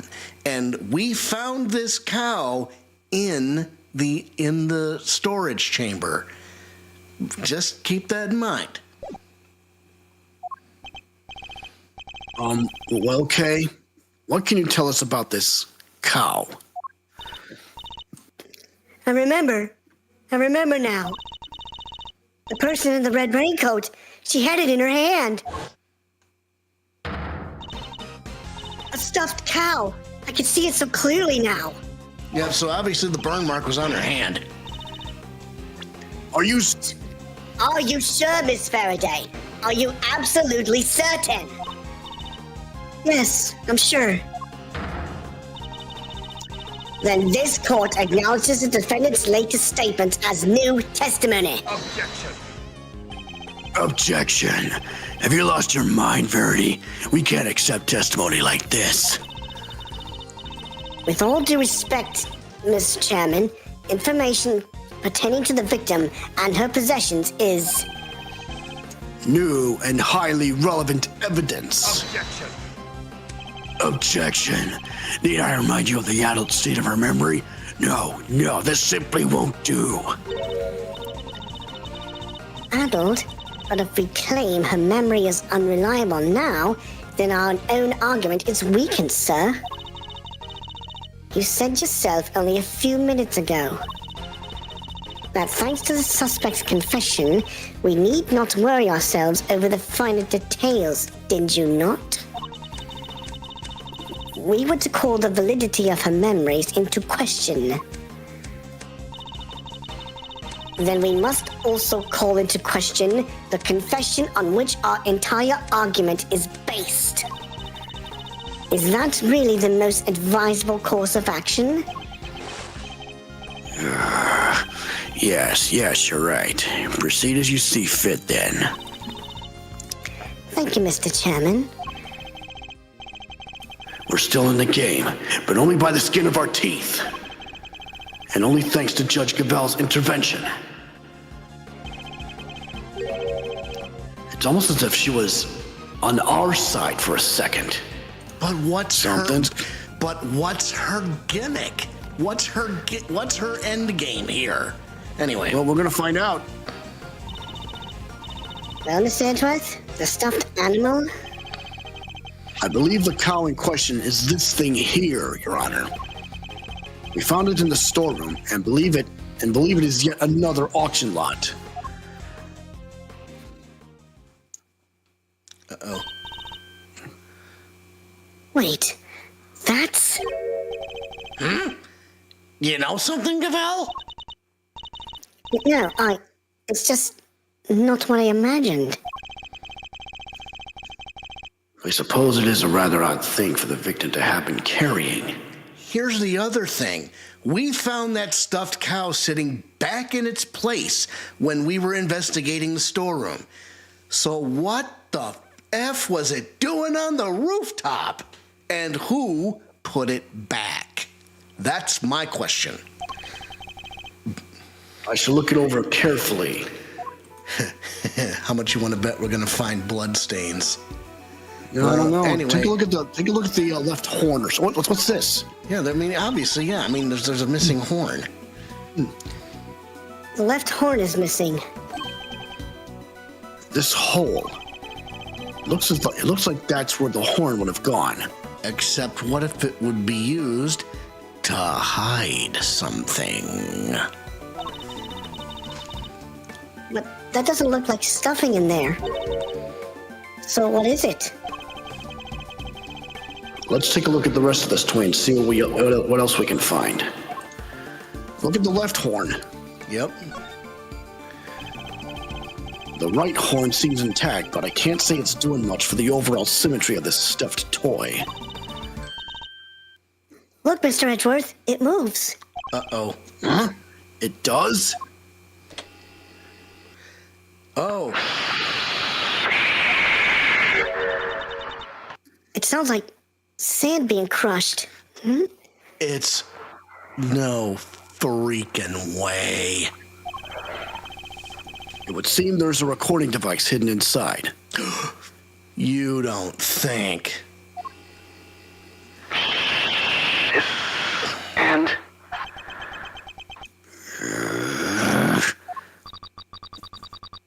I knew it was you the moment I laid eyes on you. You can't hide that burn from me. Nothing to say for yourself? I've waited so long for this day, and now I'll finally have my revenge. Wait a minute, what? I knew it was you the moment I laid eyes on you. You can't hide that burn. That's the killer! Wait a minute. That's... Could this be the moment of the murder? Someone made a recording of it. Broken plushie. Broken plushie data updated in my organizer. Fitted with the recording device that captured part of a conversation. One of the people recorded had a prominent burn. Hey, that's him right there. Them's the voices I heard. Sure as eggs is eggs. Overruled. Unfortunately, we have no way of verifying when these voices were recorded. It's possible they have nothing to do with the murder, if only there was some accompanying video footage. You got bugs in your ears or something, lady? I done told you. Them's the voices I heard. We already know the victim was holding that thing, right? So it's gotta be from where she got out. When she got out. It's gotta be from when she got. Anyway, Yes, it is a possibility, but a weak one without more than your word to back it up. We need something more, something credible. We need? Huh? Yet again, she seems to be stepping in help. Judge Gavelle, I think we all know the voices are from the moment of the murder. Consider for a moment the words we heard one of the speakers say. I knew it was you the moment I laid eyes on you. You can't hide that burn from me. I believe we have something that could explain what these words are referring to and how it's all related. Which piece of evidence proves that the voices are from when the murder occurred? I'm gonna guess it's this, because she had a burn on her hand when, the photo of the body. The coroner's preliminary findings, how do they prove anything? Indeed. What on this page shows that the voices must be from the time of the murder? Burn mark. Burn mark.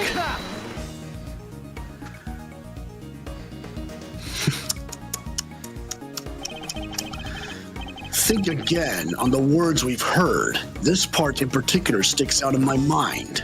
And actually, can I just take a look at one more thing? We didn't see this. There's a cherry blossom petal caught in the fur here. Kay told us she saw the toy fall to the ground at the foot of the cherry tree upstairs. I guess that explains how this petal got stuck here. Yeah, okay, that's... Anyway, good. Nothing. You can't hide that burn from me. The victim had a prominent burn mark on the back of her right hand. And what of it? According to case testimony, the victim was carrying the stuffed cow toy. And a burn mark, an identifying mark unique to the victim, was mentioned on the recording it captured. It's just a coincidence. Stuff like that happens all the time, right?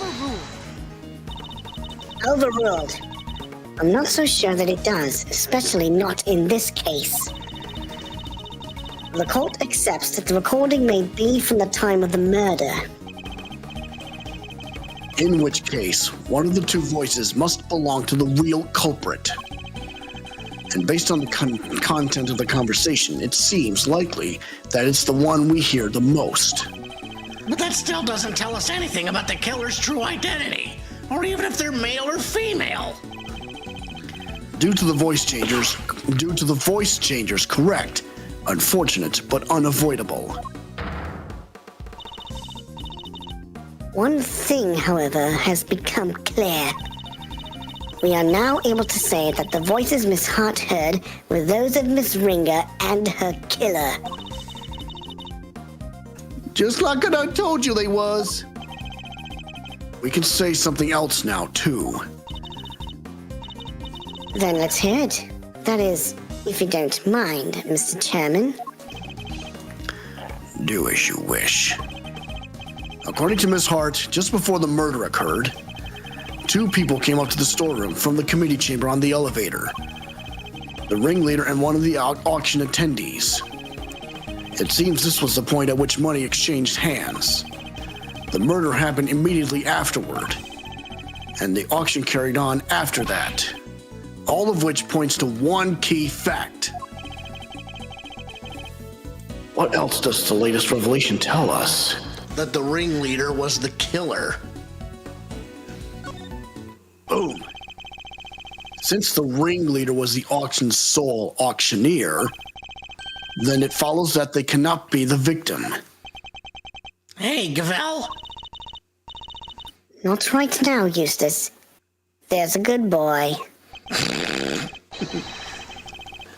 And if they weren't the victim, then they can only have been the killer. Overruled. Compelling argument, but hardly conclusive.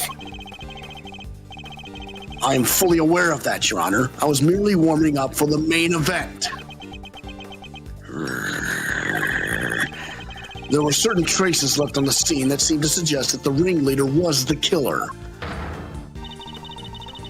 And please hurry up and show us. What is something that was placed on the scene that points to the ringleader as having been the killer? This right It has here. to be. This evidence clearly shows that the ringleader was the murderer. I don't get it. No surprises there, but I'm sure the rest of the room will see what I'm getting at. I guess not. For once, I agree with my idiot boy. How can that be? If the ringleader was the killer, there's something they would have wanted to hide. I need to present a piece of evidence that suggests just that. Mr. Edgeworth, if you wish for us to believe your assertion that the ringleader was the killer, we will need to see some evidence to that effect. I understand, Your Honor, and I'm about to show you just that. So what is something that was placed on the scene that points to the ringleader as having been the killer? So if it's not the jacket, It's the box. Oh, blood. Oh. The killer deliberately left a large pool of blood at the foot of the Goddess of Justice statue. It was due to that blood that we originally thought the murder had happened in this chamber. But it was simply a ruse designed to cover up the blood that had dripped down from the storeroom. In order to conceal the existence of the underground auction, correct? Correct. If the culprit had nothing to do with the auction, they would have had no reason to cover up that blood. Which further supports the theory that the ringleader and the killer were one and the same. And as to the identity of the ringleader, do you have anyone you'd like to name? I believe I do. The auction is always held in this committee chamber, with its storeroom located just overhead. So at the very least, we know the murderous ringleader has some connection to the committee. Yes. And you suspect me, correct? As the committee's most powerful member, that should hardly be a surprise, right? Objection. You're a fine prosecutor, that much I'll give you. But as I think I may have mentioned already, you're also hopelessly naive.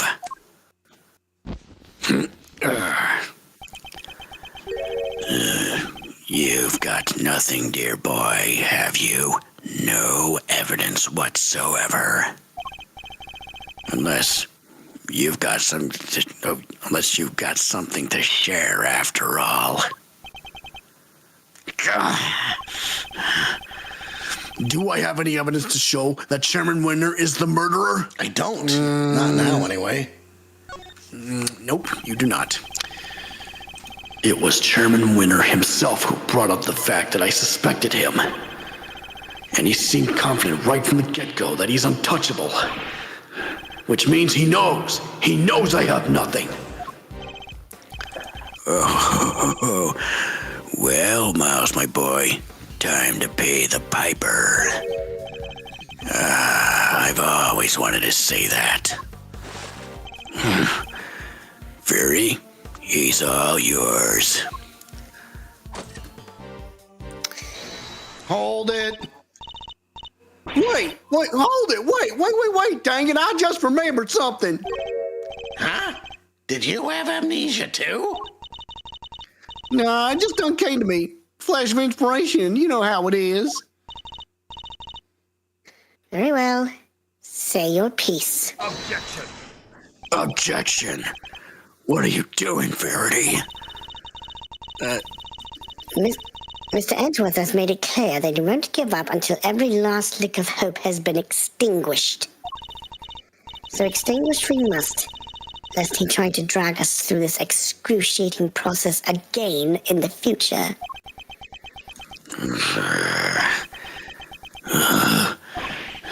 Yeah, what she said. I don't quite get it, but it sounded pretty cool. Don't worry, Dad. I'll help Gavelle bring this to a winning finish. We'll show them how wrong they are. Fine. Let's hear what the witness has to say. You heard the chairman, Miss Hart. If you would be so kind. Well, all right then. Here goes nothing. The facts, Miss Hart, and nothing but the facts, please. Don't you worry your pretty little head on that front. I'm a journalist. Who's my middle name? Color me officially worried. So the ringleader's the killer, right? Which makes the victim one of them auction goers. Thing is, that don't add up. I counted 11 people coming down that hatch, see? Then the murder happened, and then the auction started back up again. Now, I had me look back downstairs right after that. No! And wouldn't you know it? There were 11 little duckies all lined up in a row again. Oh. Well, now. How? And you're sure of this, Miss Hart? Sure can be, your cavalship. Solved with my own two peepers. So, 11 before the murder, and 11 again right after means... Wait, that's a thingy. A contradiction, Eustace. Do try to keep up. Miss Hart, did nothing really change at all? I done told you already. They carried right on again like nothing even happened. Oh, except for, it wasn't nothing much, but... What is it? That little old mallet doodad. Can't have yourself an auction without one. What do you mean by that? Kind of like the one Missy over there's got, but different. The auctioneer's hammer? The That's how Rosie sustained the head injury. Yep. It's the money. I done heard that thing banging and clanging right the way through. They ain't nothing, just like that. So the noise of the hammer stopped midway through? Could it have something to do with the murder? That's how Rosie had her head. That's what caused Rosie's head injury. So, oh wow. So it is one of the. Okay. Ms. Hart's statement. Ms. Hart's statement data updated in my organizer. Ms. Hart's observations about what happened during the mysterious auction. If what Miss Hart is telling us is true, we have something of a problem. Namely, that if the victim is neither the auctioneer nor one of the attendees, your entire theory cannot stand, Mr. Edgeworth. Ugh. Chalk one up for justice. Eat that, Edgeworth. See, Mr. Edgeworth? There really was nothing we could do. Oh, stop it. Don't give up now. No, there must be something we're overlooking. Something we still don't have an explanation for. Was Rosie Ringer on the committee in the first place? It makes sense because that hammer is heavy enough and with the right force. Yeah, absolutely. That's how she sustained her head injury. Which Andrew just yelled out anyway. I just need to think. If I can't, Kay is. Yeah, he could be out cold with force as blunt as that. All right, kids. Do we finally have all our answers now? If so, then I expect you to make good on. Hold it. Hold it. One moment, sir. I worry that it might still be a little early to pass judgment. After all, we have one more matter yet to resolve. The old bird. Maybe she's That's right. in on it. Yeah. And until we do, we cannot claim complete and total victory over Mr. Edgeworth.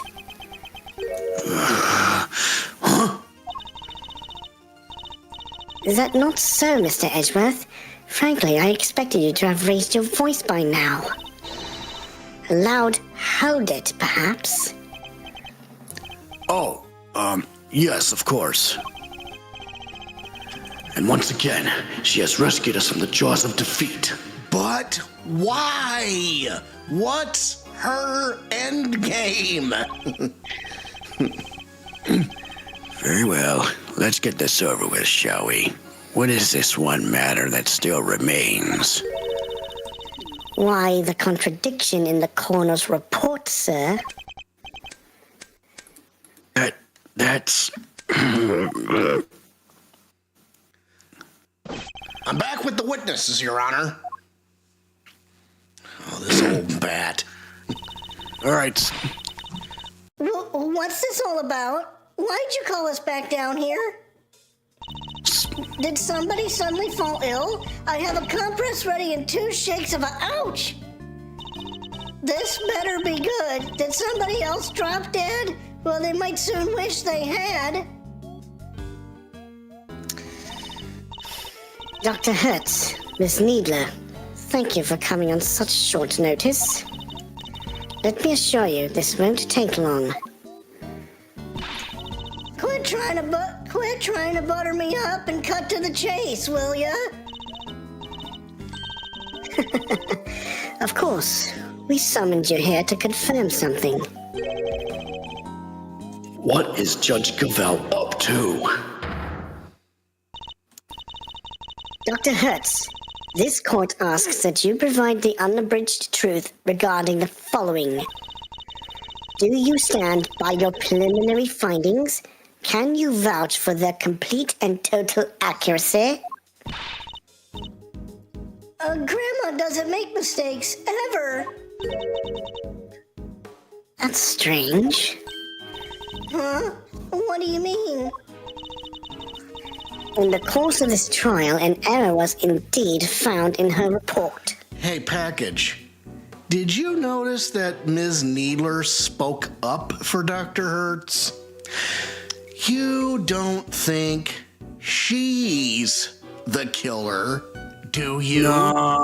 No, but I think she's in on something. She's in on something, but anyway. And so I ask again for the truth, Dr. Hertz.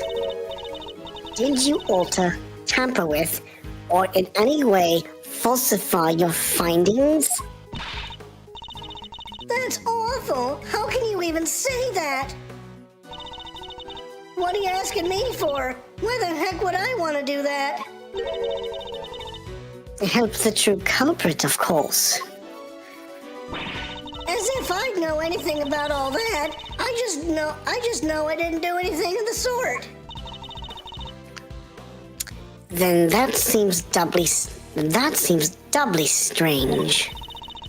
What other explanation could there be for the discrepancy in your report? I said that from the start that Gavelle is the killer because think about it. The auction hammer looks exactly like her gavel. Which, except we found out that, the hammer that was used in the auction was not Judge Gavelle's. So, but anyway. What explanation could there... Anyway, let's keep going. Mr. Edgeworth, I wonder if you might have any thoughts on the matter.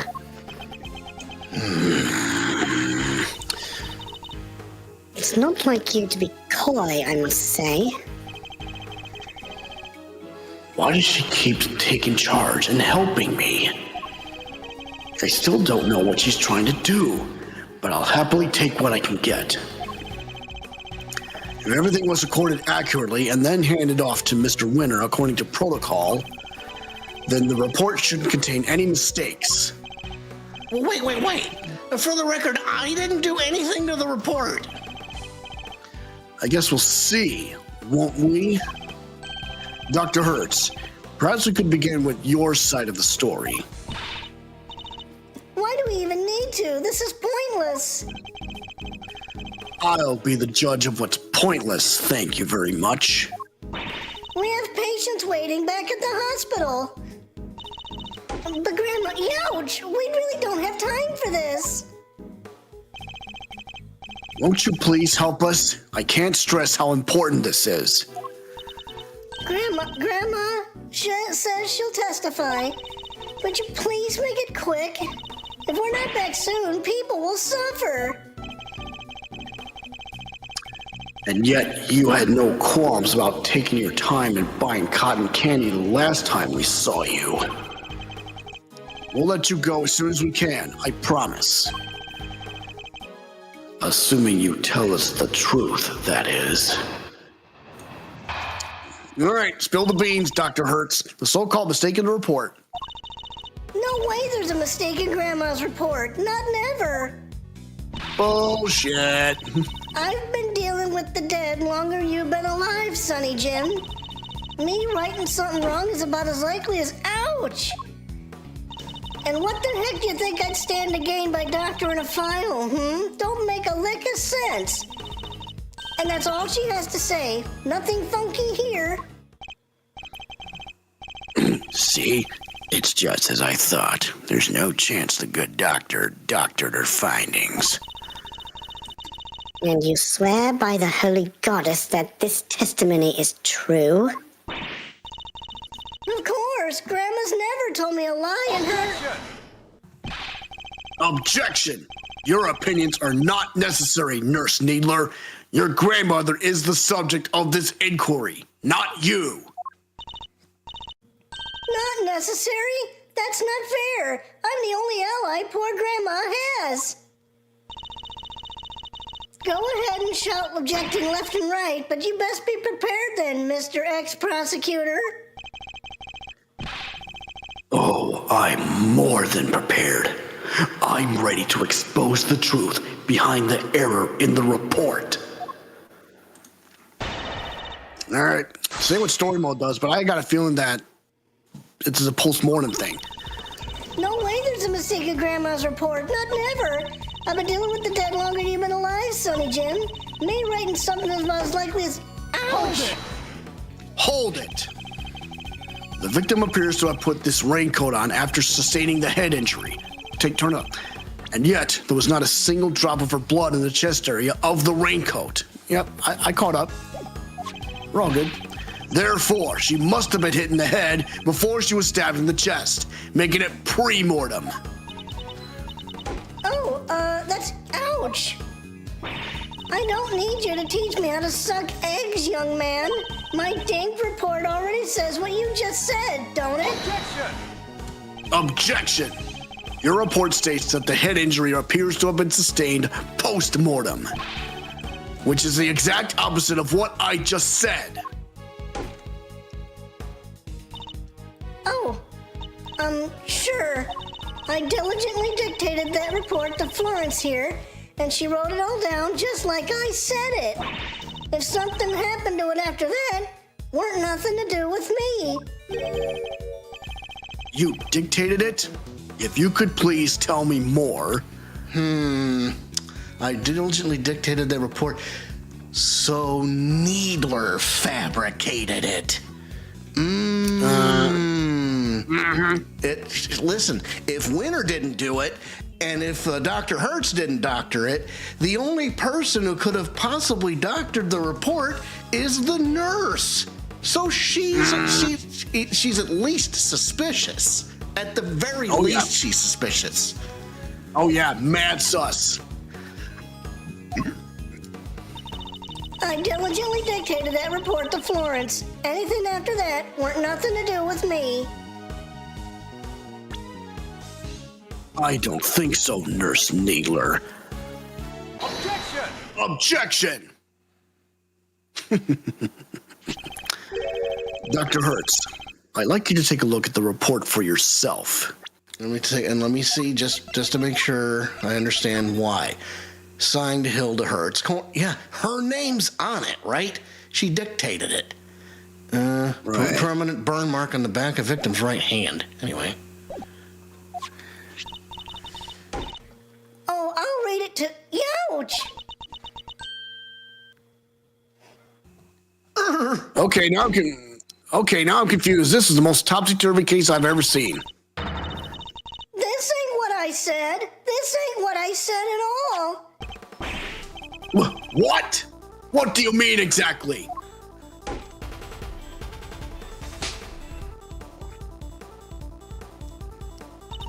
I don't know.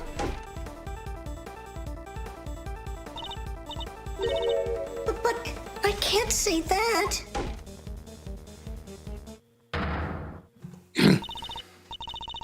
Ms. Needler, if you are attempting to bury Dr. Hertz's truth,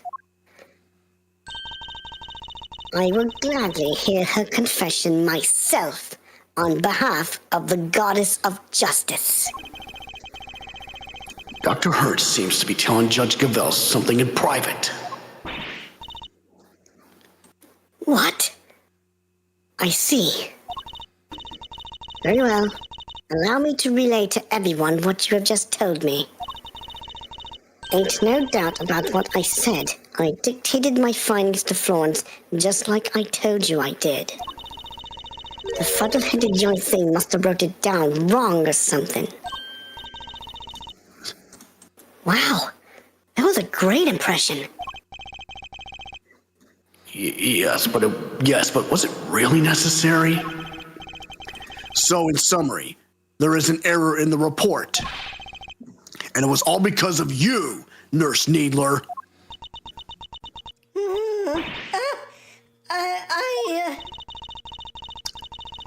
The true facts have now been shown to be that the head injury occurred prior to the chest wound.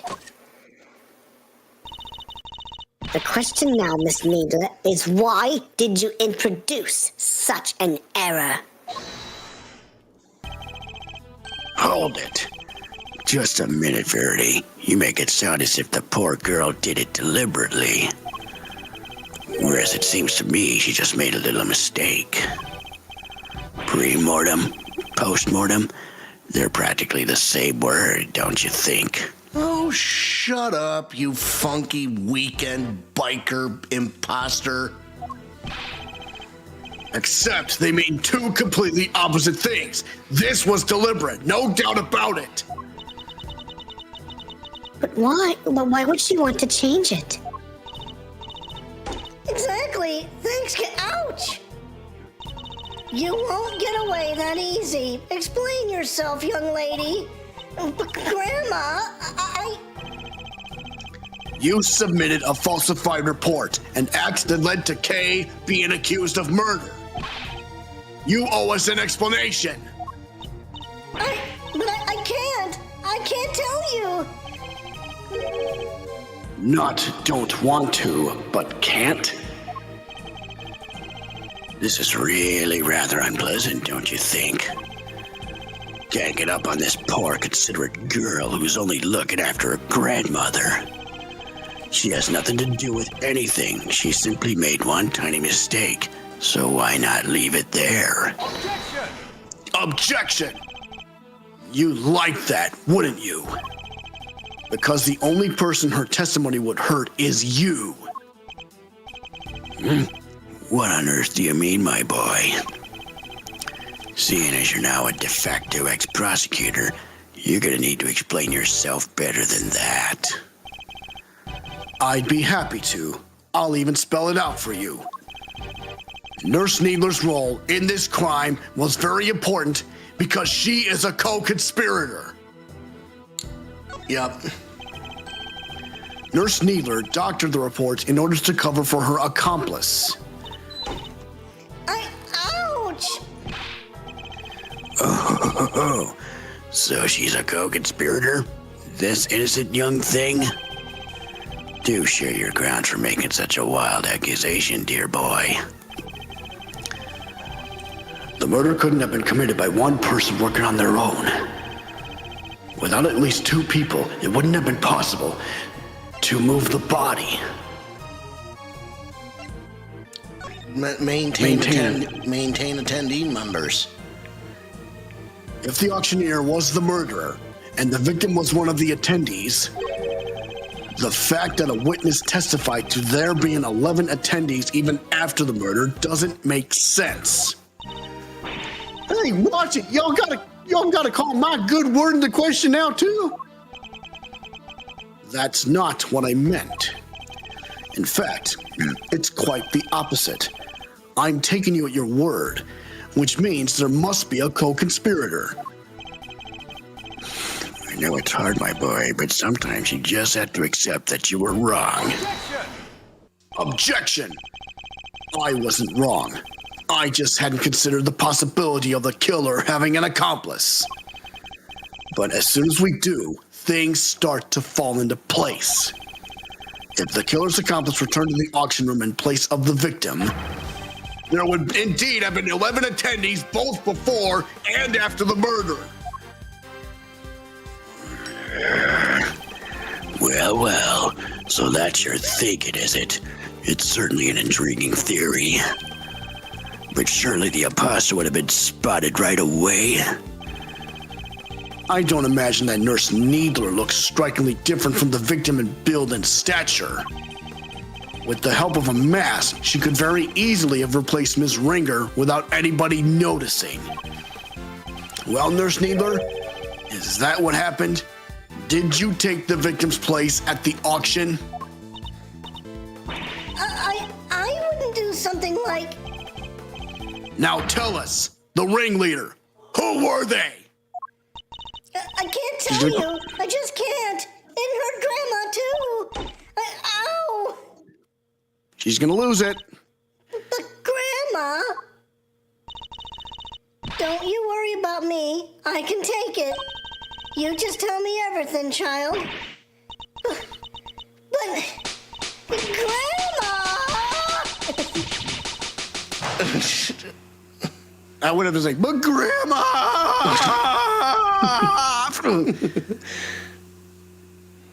So I was right. She was an accomplice. Ms. Needler, why? Well, Miss Needler, Can you explain yourself? Yes. Huh? Oh, thank you, Grandma, but I'm all right now. I confess it. I changed places with Ms. Ringer. So you admit that you were working with the ringleader? Yeah, I was helping them. I don't know how, but they found out Ms. Ringer was going to attack them. The culprit was going to be attacked by the victim? They seemed pretty sure it was going to happen that night, so they made a counter plan. They wanted to strike first, and they wanted me to help them. I was told to go to the storeroom before the auction began and wait there. Hold it! Now hold on right there, Missy. I didn't see nothing, and my eyes don't lie. If you'd have been there from before the auction, I would have bumped right into you. I was there the whole way through, and you weren't there for a bit of it. But I'm not lying. Well, that's easy for you to say, but you were lying about altering that report only a few minutes ago. Objection! Huh. I think we're all well aware of the I think we're all well aware of the number of potential hiding places in that storeroom. Are we? Where exactly are you trying to say our friend the nurse was hiding? Nurse Needler hid here while she was waiting in the storeroom. It's in the box. That's where. Take that! She hid inside this clothes box. Oh, she did she? Huh? Well, it was there the whole time, even before I moseyed on in. But like I done told y'all, it had all them chains around it. Wanted to hide in there myself, really, but it was locked up tight, so I had to go elsewhere. I imagine that's because Nurse Needler was already lying in there by the time you arrived. That's right. We didn't want anybody to open it or would have really blown our cover. So the ringleader told me to climb in and wait until it was time for my part of the plan. And then they wrapped the whole box up in chains. I think they took the elevator downstairs not so long after. It was just before the auction was due to start. So as the auction was beginning, you and Miss Hart would have been the only people in the storeroom? Yeah, I think so. The auction proceeded as it always did, until a certain customer came upstairs to complete her purchase. That was when the incident occurred. Miss Hart overheard the victim and the culprit exchanging words around then. You betcha, I was behind that statue there, shaking like a dang leaf the whole time. In the middle of their quarrel, Miss Ringer was killed by the auctioneer. I imagine that the auctioneer then carried Miss Ringer's body over to the clothes box, from which Nurse Needler emerged and swapped places with the victim. After placing Miss Ringer's body inside the box, Nurse Needler's role now was to pretend to be Miss Ringer. The two of them then returned to the room below as if nothing had happened. Does that about sum up what happened in the storeroom, Nurse Needler? Yes. In fact, that's exactly what happened. Hold it! Hold up! So you just walked right back on in and nobody noticed? This is two completely different people we're talking about. You're telling me not a one of the other folks down there at the auction cottoned on? Why would they? The other auction goers had no reason to notice the difference when Nurse Needler entered because she was imitating the victim or she has stolen. As we've seen, Ms. Ringer and Nurse Needler are about the same build. What's more, the auction rules required attendees to wear their masks at all times. If Nurse Needler were wearing the same clothes as Ms. Ringer, nobody would have been any the wiser. No, know, and they weren't. I borrowed Ms. Ringer's clothes and ouch! And left the poor child in her smalls? Have you no respect, girl? No, Grandma, I thought the same thing. It wouldn't be nice to leave her like that. So when the ringleader wasn't looking, I put that raincoat on her. So that's how Miss Ringer came to be wearing it. Thus, the auction was able to carry on as before. Yes, the part where I caught the red raincoat on film came just after. Yeah, it must be. Then it all makes sense. Right after that was when I went on over and looked downstairs to the gap in the elevator. Spied me 11 happy little auction goers. Then back I snuck to my little hidey hole. Now hang on a second. If Rosie was attacked, and left for dead in the box, and then she popped out with that raincoat. Well, that doesn't explain what she was doing with the stuffed cow, and it doesn't explain why she was able to get up to the roof. Anyway.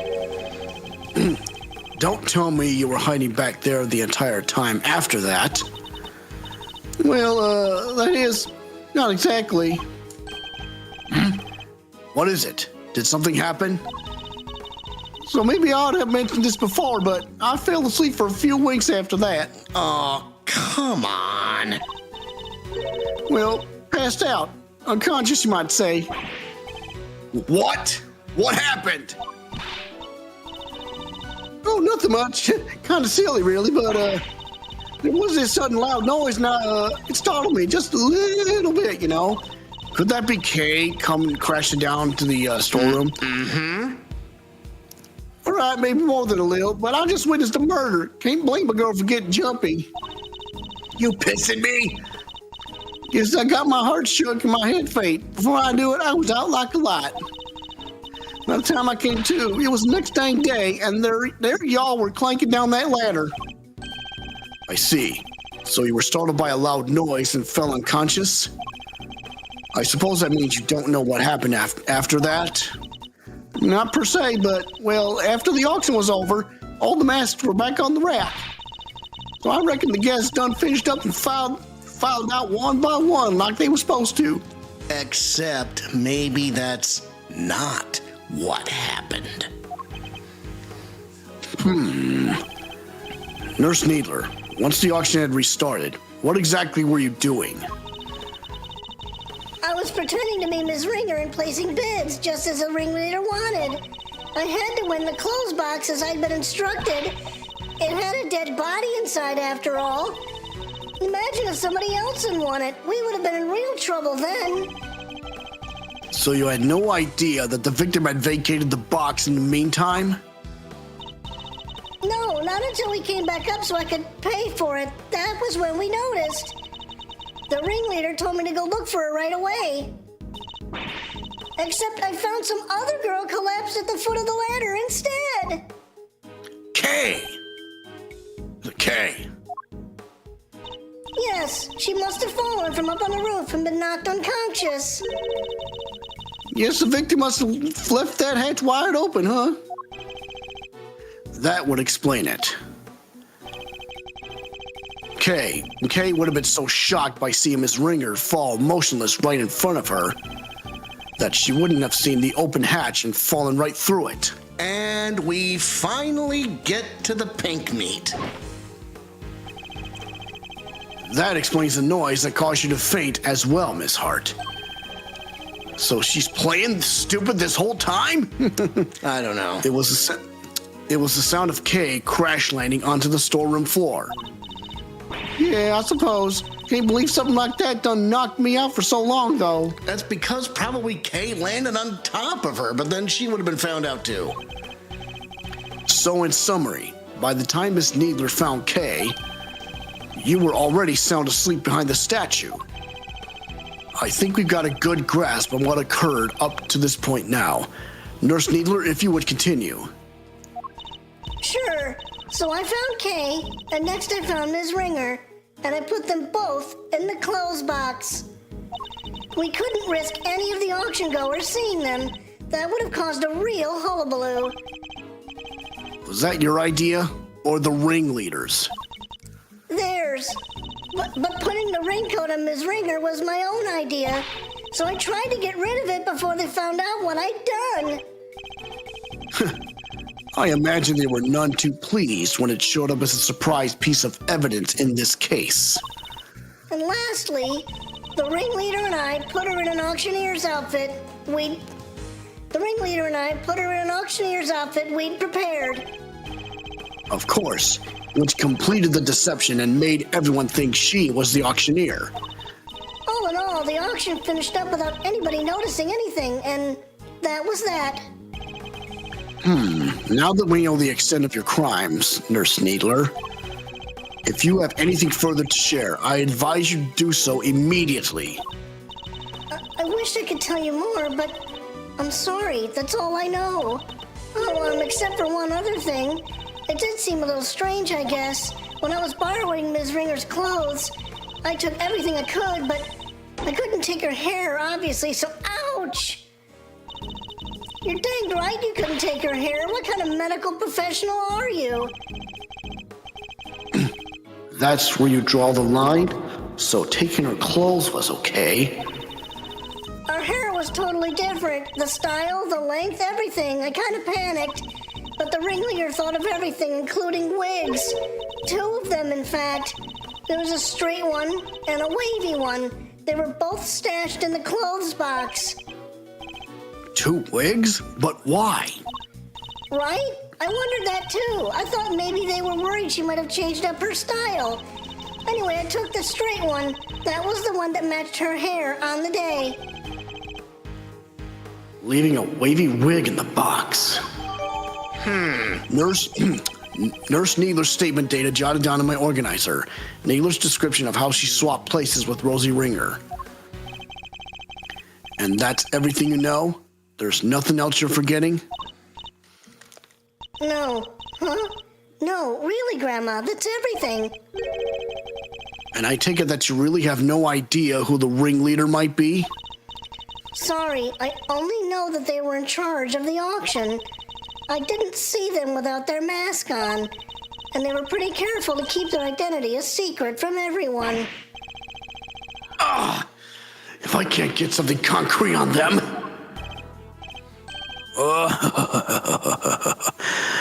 Well, Miles, are we about done?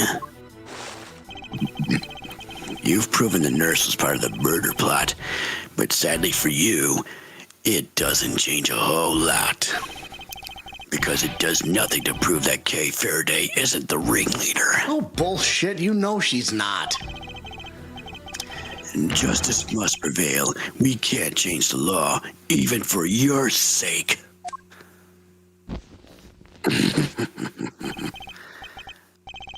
Is this it? Am I not going to be able to save Kay? Nuh-uh. Nope, we're just getting started. Objection! Eisbruch! What the? Franziska, what are you doing here? As I told you before, Miles Edgeworth, if the case leads, I follow. Your dedication is an inspiration to us all. But don't go getting the wrong idea, little brother. I'm only here to deliver the truth regarding the suspect. I'm certainly not here to forgive you for abandoning the way of the Prosecutor.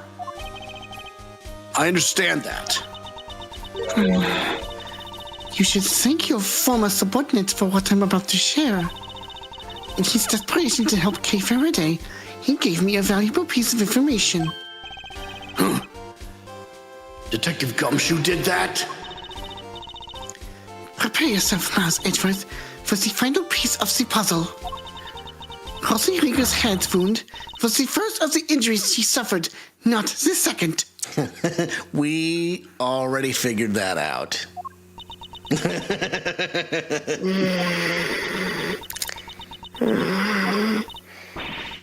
Well, someone say something! Yes, there's no easy way to say this, Franziska, but We already proved that ourselves. You. Was?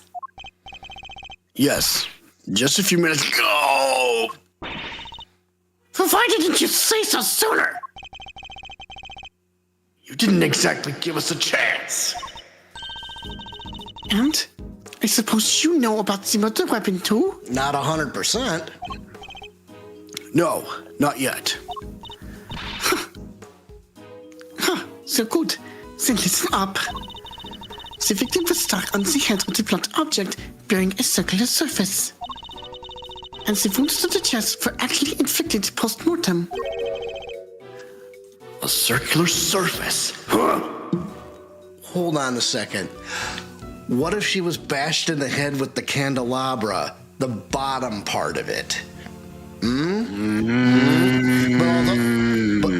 But I think we're also looking for an auctioneer's hammer. And if the bottom of the candelabra was used to brain Rosie Ringer, the blood would still be on that piece of evidence. So,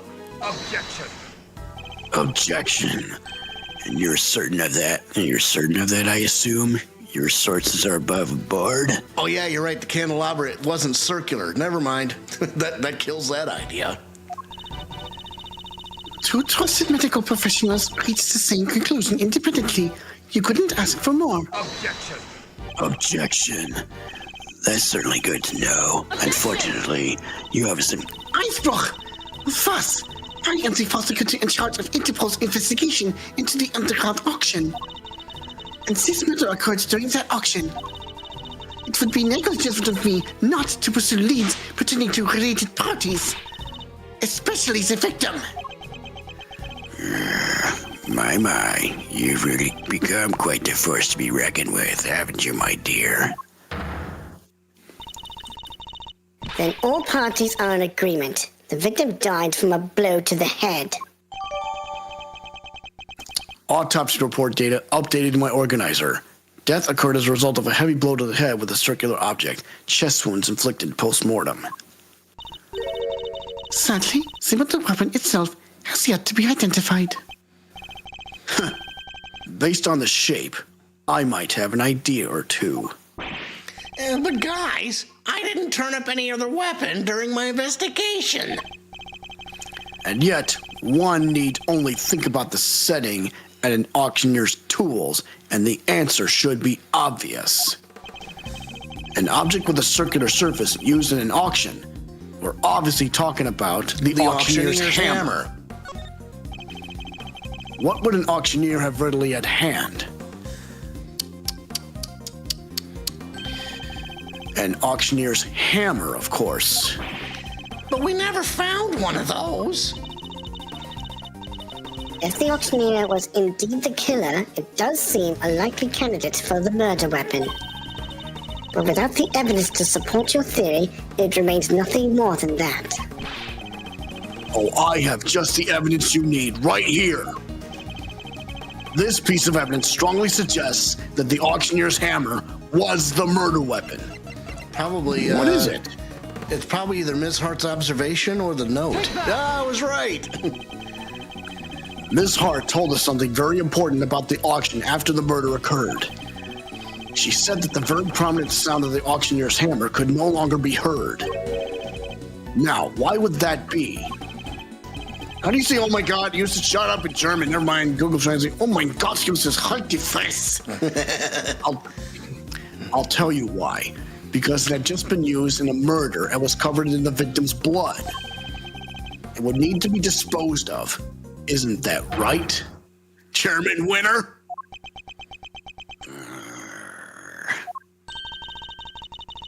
I'll have our people look into this right away.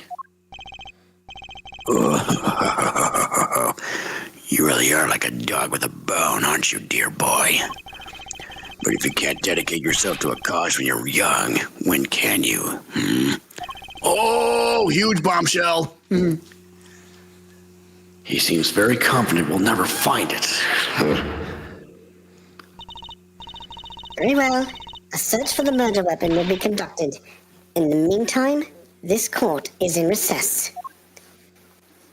To be continued. So it's been 2 hours, 45 minutes, and what do you want to do? Well, let's see. A formal accusation. Hell with it. Let's just keep going. I want this done and dusted. And there's still time. Let's finish this. April 6th, Committee for Prosecutorial Excellence, Chamber. Cheeseburger. Silence in the courtroom, please. Ms. Von Karma, if you would be so kind as to update us on the progress of the search. It's not good news, I'm afraid. The entire Bigg Building has been searched from top to bottom, and no auctioneer's hammer was found anywhere. Hold on. Get ready, folks. That is bad news indeed. Then we have no choice but to move ahead with the verdict. Such a terrible shame. But I suppose only a fool would have left a murder weapon behind. It's certainly not what I expect from a first-rate criminal mind. No, there's just not enough to work with here. I can't carry us any further on my own. Yes, it really is a tragedy, but such is life, I suppose. I was just thinking back over the defendants I've made plea deals with over the years. People who poured their hearts out to me, who trusted me with every detail of their crimes. And then, when it came to their sentencing, I recommended life in prison every time. For every single one. Oh, if only you could see them. The stupid, dumbfounded looks on their faces. The verdict will now be passed. All present will accept the goddess's word as law. Kay Faraday is not guilty. I'm hoping. Oh, yeah. Get ready, folks. There's nothing more I can do. Kay and I are both. Don't say anything. If only we had some proof. I never imagined I would be passing judgment on you under such circumstances. The end of the road, huh? Not yet. By the power vested in me, Excelsius winner, this court hereby indicts you for your crimes! What? What? We gotta do it. What?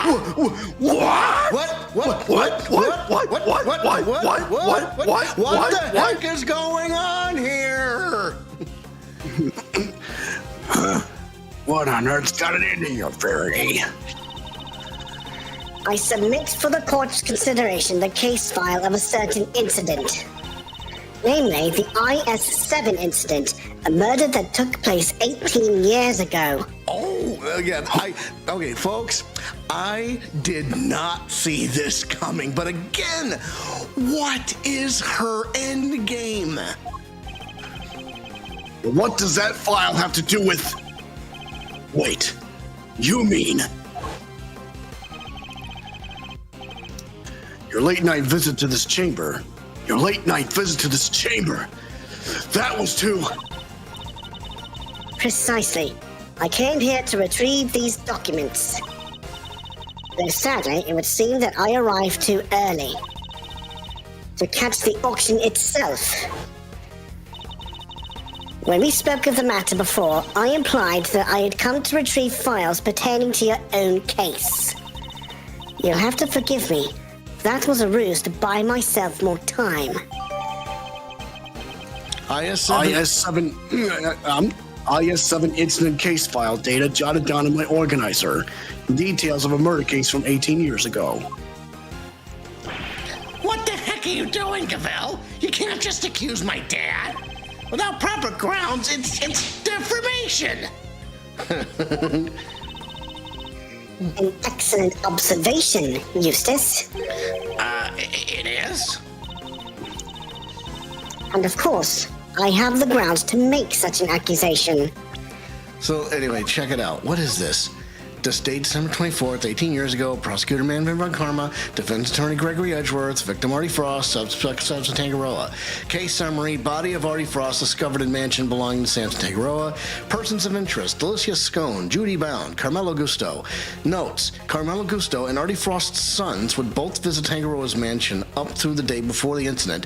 From the day of the incident onward, their whereabouts are unknown. Okay, so what the hell does that have to do with anything? What about the penalty?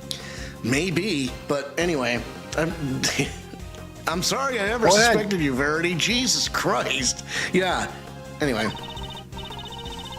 18 years ago, Mr. Manfred von Karma had some details about the victim's body fabricated. The details he was forced to fabricate when the sculptor Artie Frost's body went missing. Like, if you played Great Ace Attorney 2 before this, Gavelle's pretty sus given the track record of past judges. Yeah, Dialos, indeed. This is a very pleasant surprise. My papa? Fabricating information? What is the meaning of this? Ian Seidman, the detective originally assigned to the case, did in fact report that the body had gone missing.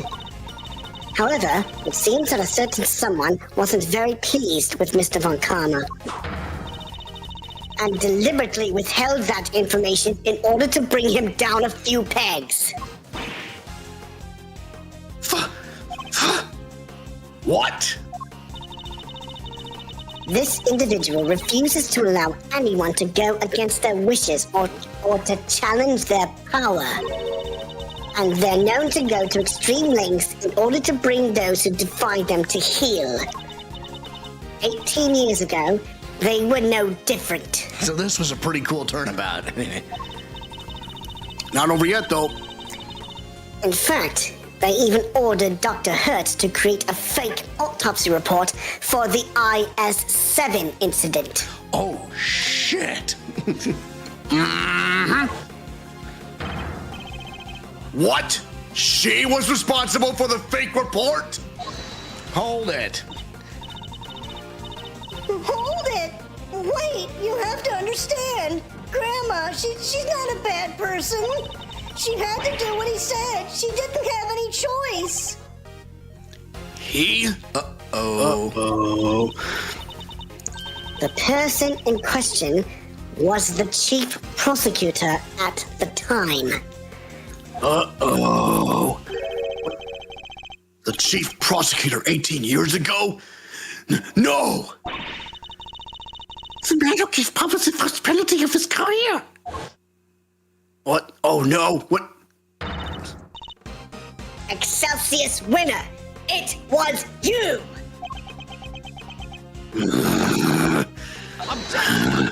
Objection! Well, what are you all talking about? My dad would never do something like that. Overruled. I'm sorry, Eustace, but your opinion on the matter is not needed here. Well, Chairman Winner, do you have anything to say for yourself?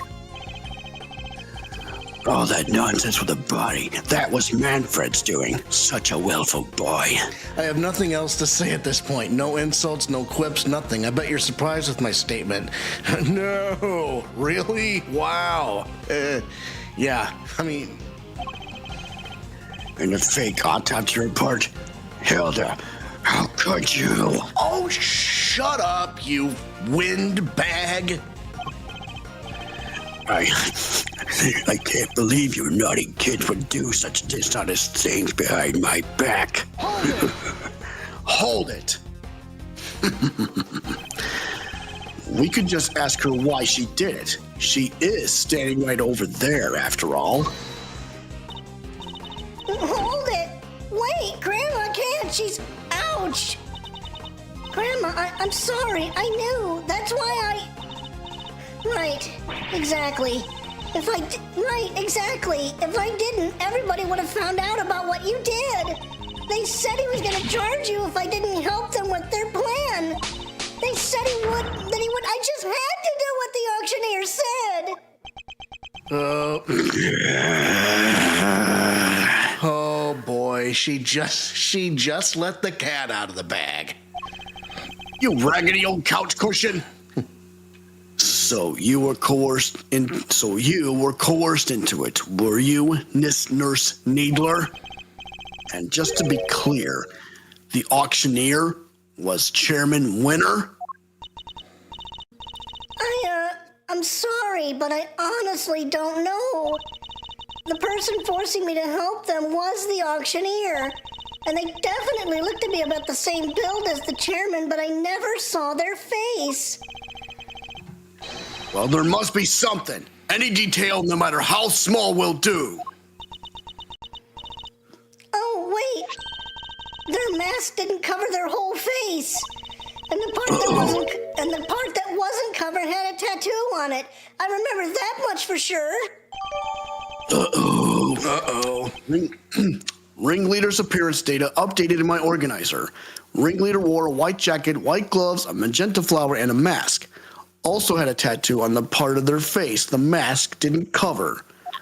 A tattoo? Objection. This all sounds very dramatic, but I really don't know what you're talking about. There's no tattoo anywhere on my face. I think I'd know if there was one, wouldn't you? Why do you think he grew that beard then? Uh-huh. And look at, don't you? Still, I mean, What in the Phantom of the Opera F is going on? We're about to find out, folks. Let's take a look. Which means I can't be the ringleader no matter how much you might want me to be. I only hope you can figure out who this shameless manipulator might be.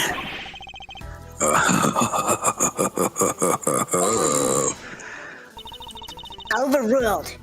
Your contempt for this courtroom is an insult to the goddess. Are you sure it's not you who's feeling insulted here? I am not the only one who has been trying to bring you to justice. Ms. Ringer had been trying too. And I refuse to let her sacrifice be in vain. Young Rosie was looking to take me down, you say? But why? I barely knew her. Now, can we take a look at something? So again, the note. Good luck getting your revenge for what happened 12 years ago.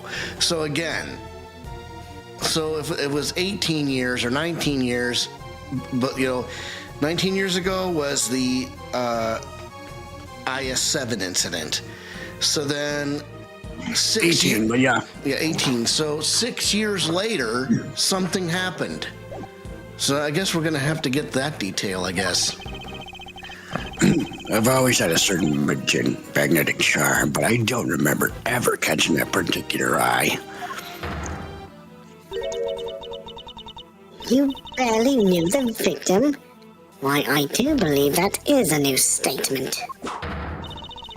The goddess demands that you offer your full testimony on the record. So that's how this is gonna go. You mean to hound me until I finally break?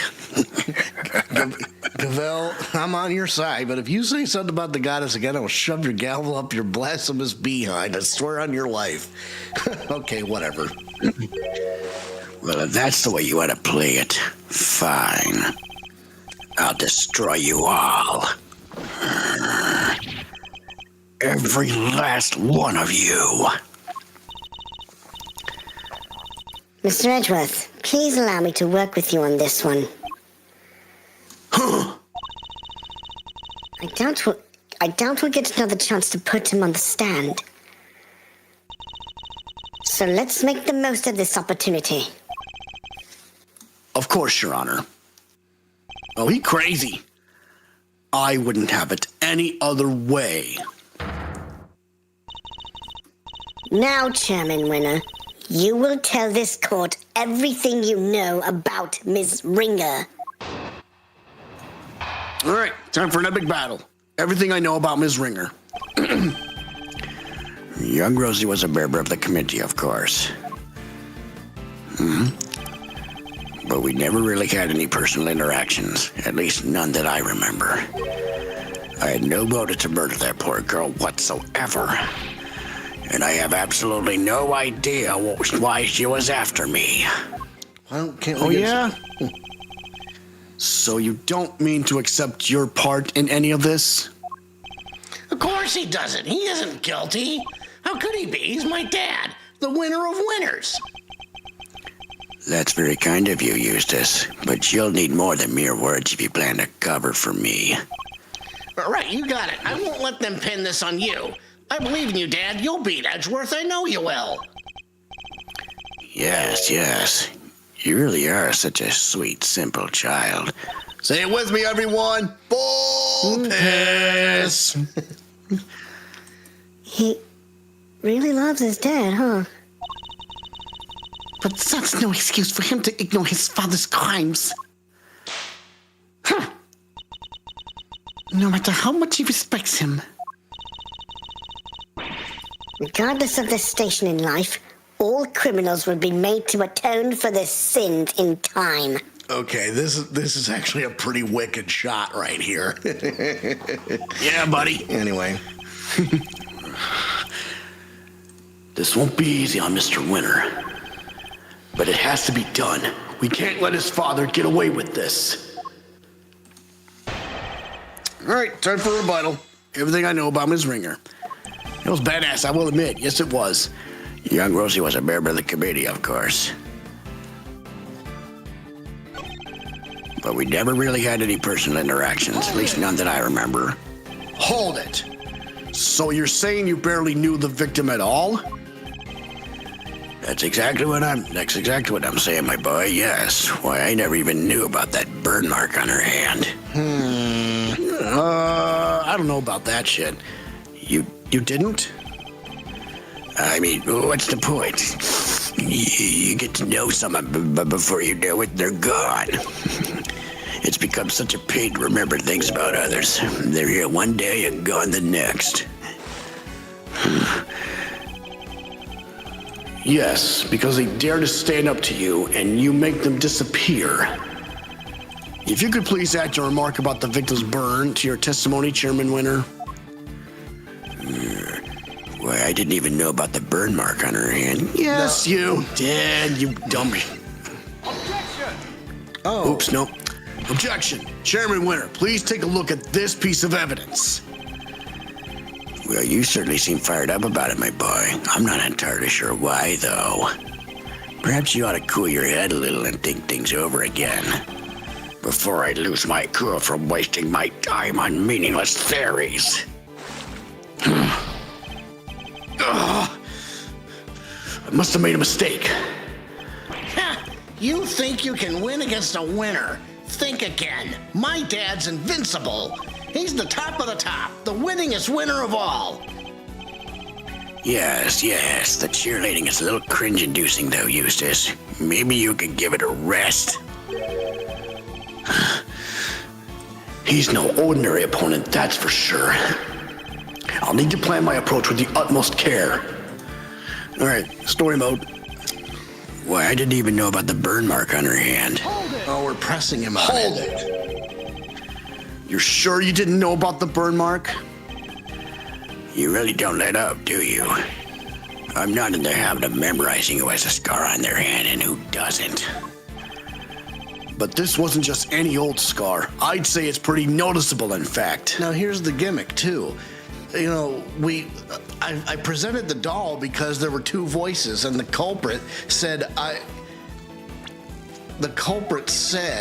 you know, one of the people recorded had a prominent burn, and the other person noticed it and knew about it. So anyway. Perhaps under normal circumstances, but now that I think about it, Miss Ringer did always wear gloves. Truth be told, I wasn't aware of the burn mark until after the incident myself. The victim's hands were always covered by a pair of gloves? It makes sense, of course. People can be very self-conscious about such things. I can only sympathize being something of a sensitive soul myself. I hope you're not too sensitive to append that statement to your testimony. All right, story mom. Although I suppose he's always wearing gloves, perhaps it was to hide that burn. No, no. The raincoat is probably going to be the evidence here. Oh no. Oh, No. now we bring in the broken plushie. Jeez. Okay. Objection. So Miss Ringer always wore gloves. If she did, that raises a rather important question and highlights quite a contradiction. A contradiction, you say? Really? If we listen again to the conversation that was captured by this stuffed cow, you'll soon see what I mean.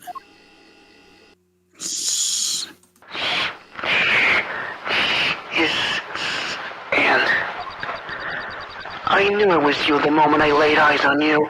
You can't hide that burn from me. Nothing to say for yourself? I've waited so long for this day, and now I'll finally have my revenge.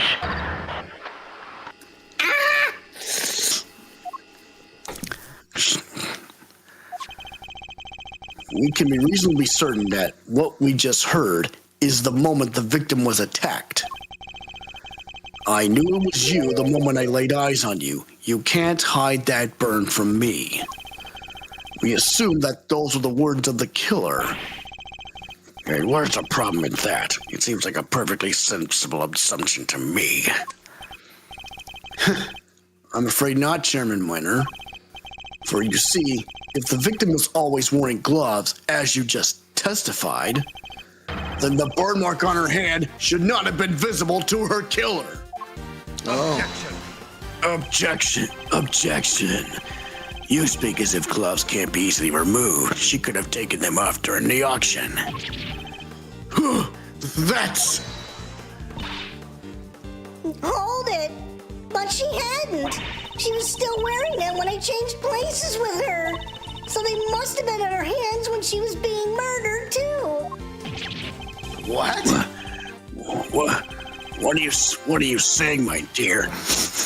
You know how much trouble you're in, don't you? I'm not scared of you anymore. I have Grandma on my side now. Now it's time for you to pay the piper, Winter, you dang devil. I see. So you're both looking to disappear too. That can be arranged. Not this time, Excelsius Winter. The only person disappearing will be you. Objection! Hey, you can't talk to my dad like that. Who cares if the burn was covered up? Why does that even matter? Objection. Oh, it matters. Because it turns our understanding of the burn mark on its head. What do you mean? What can the fact that the victim's burn mark was covered up possibly tell us? The murderer had a burn mark too. Murderer, yeah. Ooh. Oh no. That mask, remember? Think about it like this, Mr. Winter.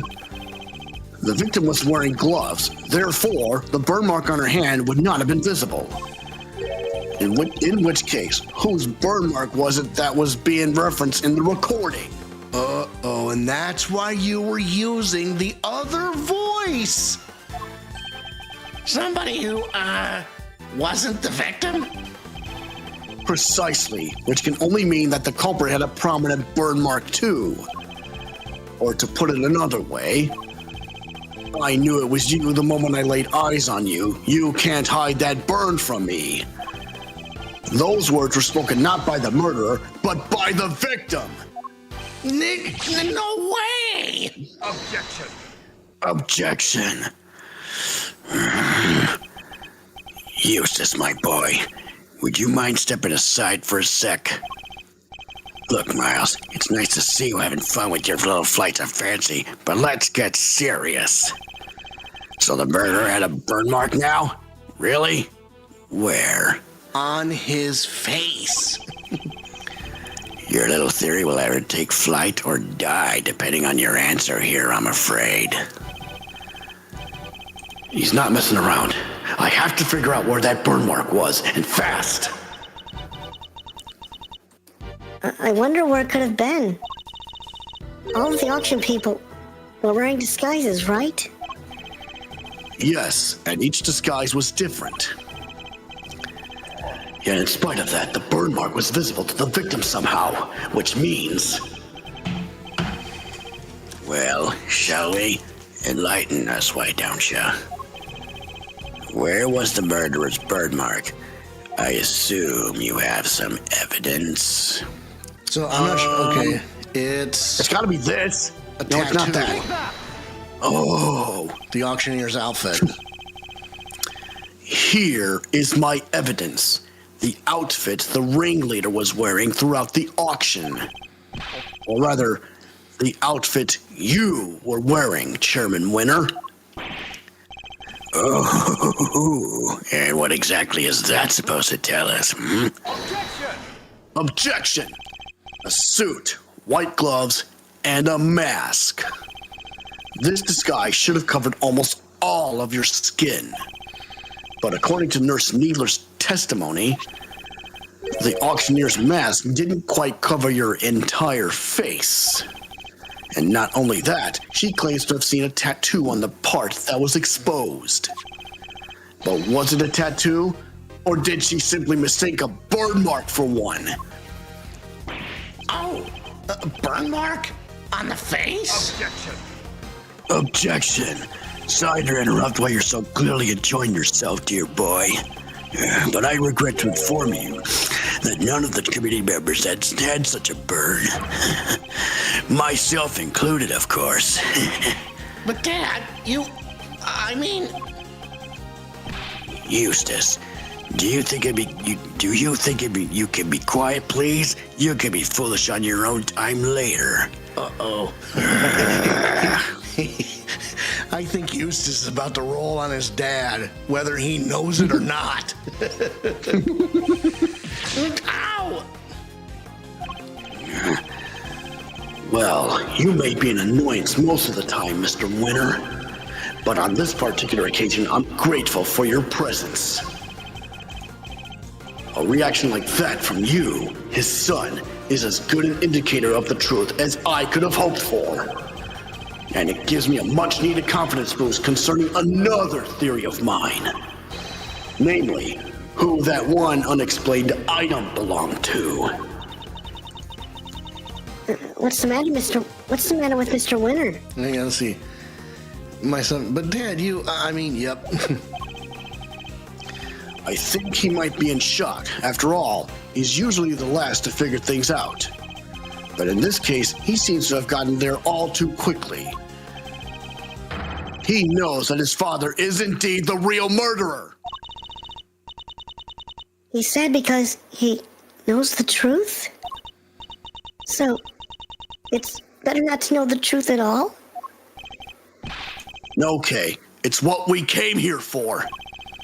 It doesn't matter how we get there. The important thing is finding the truth. You yourself told me that once, right when I needed to hear it the most. And now it's time for me to repay the favor and show you the truth of your innocence. I want to know, too, the truth of what really happened. So please, Mr. Edgeworth, won't you show me? I very much intend to. Oh, you don't know when to give up, do you?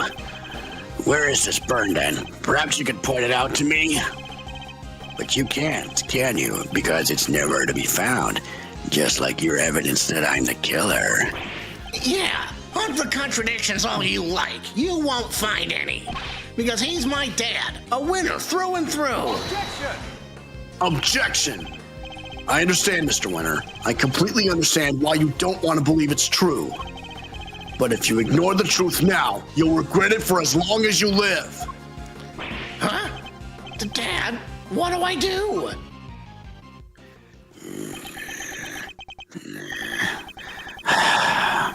I just don't understand it. How could I have raised such an utter buffoon?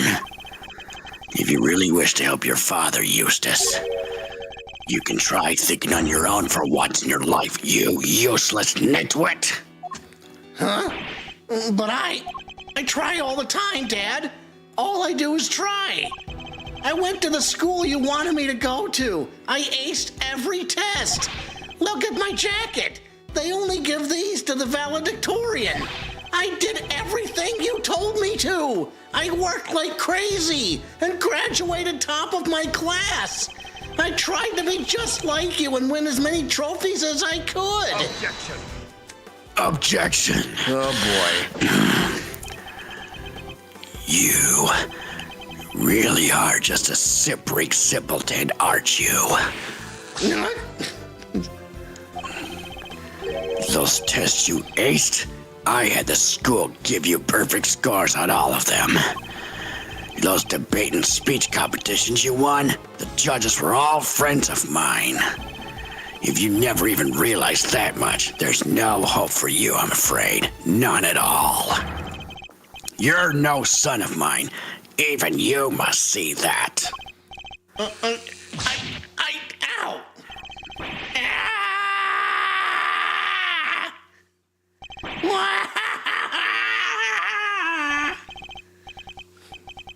Oh, God, my own son.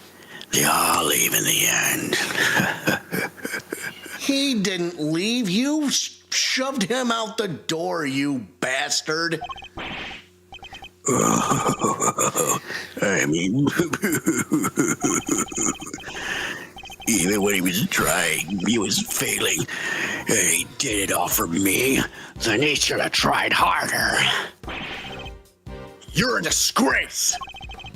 You don't deserve to be a father, and you certainly don't deserve to be chairman of this committee. Then I feel sorry for the boy now. Poor Mr. Winter. Explain yourself, Chairman Winter. Just what do you think your son is to treat him in such a way? An utterly useless pawn sounds about right. But you're one to talk, Verity. You tried to worm your way into my trust by using Eustace, too. I cannot deny it. However, I have never thought of him as a mere pawn. He may not be a naturally gifted prosecutor, but he tries. In some ways, he tries harder than anybody. That's what I have witnessed during my time with him. Yet you would call him useless? How could you? Objection. Oh, because he is Verity, my girl. He is utterly incapable of doing anything I ask of him. Mr. Edgeworth, I entrust my offering to the goddess to you, so that you may use it to call her final judgment unto Excelsius Winner. Thank you, Your Honor. I've been more than ready to do so. If the ringleader had a visible burn mark on their face that night, then it would follow that Chairman Winter is currently hiding that mark somehow. How exactly was he dressed during the auction? That will be the key to solving this case at last. Now then, your answer, please. Which piece of evidence will help us to reveal the burn mark on the culprit's face? Not the mask. He was wearing... Okay, hang on. What does story mode tell us? Needler's description.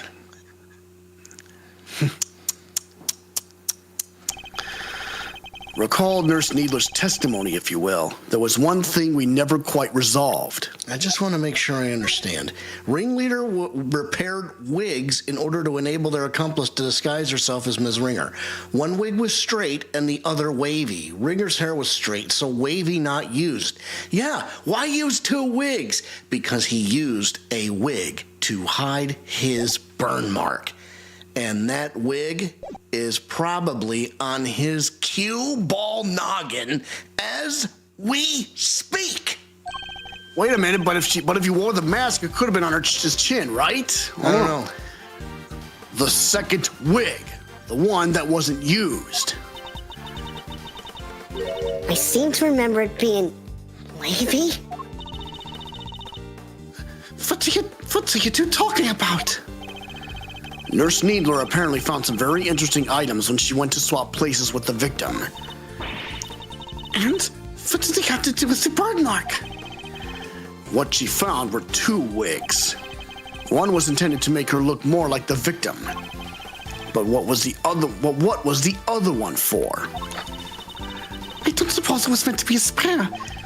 So that beard is his face? Oh, and his hair is wavy? I get it now. Okay. It doesn't take a huge leap of imagination to see the truth. Compare Chairman Winter's current appearance to that of the ringleader as it was described to us. Stop it. Stop staring at me. One very prominent difference presents itself. His face, or rather, what's around it. Huh? You mean... It wasn't a wig after all? Indeed, not a wig intended to go on the top of the head in any case. It was a fake beard all along, wasn't it, Excelsius Winter?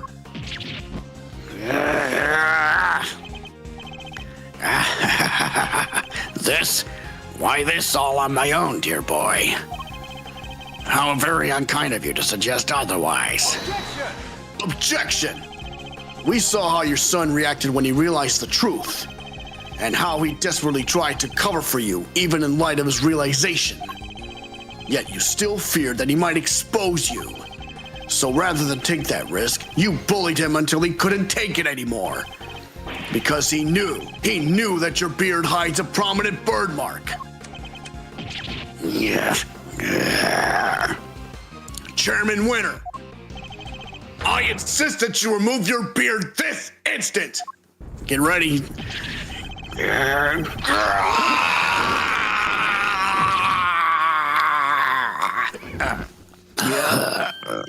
There's the burn mark. There it is, the burn mark. Mr. Edgeworth, for bringing evil to justice before the eyes of the goddess, you have my thanks. No, thank you. I couldn't have done it without you. Excelsius Winner, in the name of the goddess, I hereby pronounce my verdict. We just figured out Blue's Clues. In the matter of the murder of Miss Rosie Ringer, this court finds you guilty. Excelsius Winter, you're under arrest. April, Oh yeah! April 6th, 9:44 a.m. Committee for Prosecutorial Excellence. Chamber. Mr. Edgeworth, I can't thank you enough. You never gave up on me, even when I gave up on myself. That was very kind of you. There's no need to thank me. As a prosecutor, no. As a friend, it was the least I could do. Mr. Edgeworth, rejoice. I've learned that Chairman Winner has been safely delivered to the detention center. The search for the missing auction hammer continues. However, we are talking about Chairman Winner here, so it's highly likely that it has already been destroyed. In addition, there is one other matter I must inform you of. The chairman made a rather strange statement. According to him, the letters were not part of his plan. What? How could that be? Thanks so much for agreeing to help with my plan. Now we can both get what we want. He claims that he and Ms. Needler found this letter on Ms. Ringer's person. Don't worry, I'll make sure you get your precious thing back. And that they then found a second letter on Kay's unconscious body. From their contents, the letter seemed to ones of correspondence. So he leapt to the conclusion that they must have been working with each other. That's quite the conclusion to jump to. As he read the letters, that's when he came up with the idea to frame Miss Faraday for Ms. Ringer's murder. So he decided to place the victims in a very conspicuous place. Namely, in her left chest pocket. After she was stabbed and there was blood that got on it. Sounds to me like he's just trying to make excuses for himself.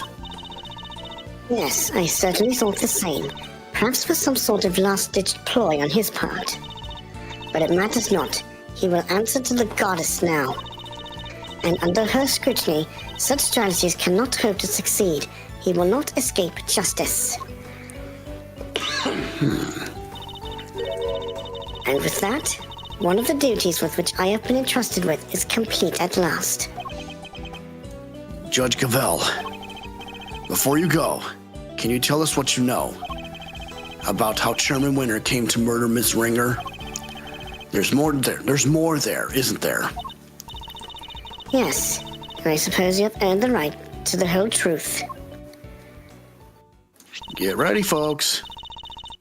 Ms. Ringer once had a lover, a press photographer. He was investigating the underground auctions as a freelance journalist. But before he could uncover the truth behind the auctions, he was disappeared. Oh.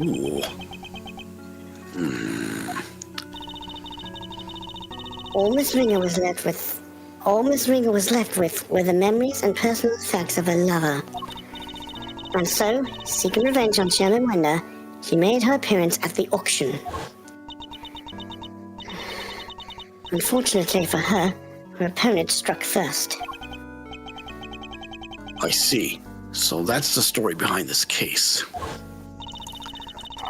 While the goddess does not condone acts of wanton vengeance, Ms. Ringer's actions have exposed Chairman Winter's crimes at last. So that was your real goal. You were tasked with exposing Excelsius Winter and the corruption at the heart of the committee. But one mystery that will never be solved. Who is the goddess? Does anyone know what happened to Mr. Winter? I'm afraid I haven't been able to get in touch with him. Do you have any idea why?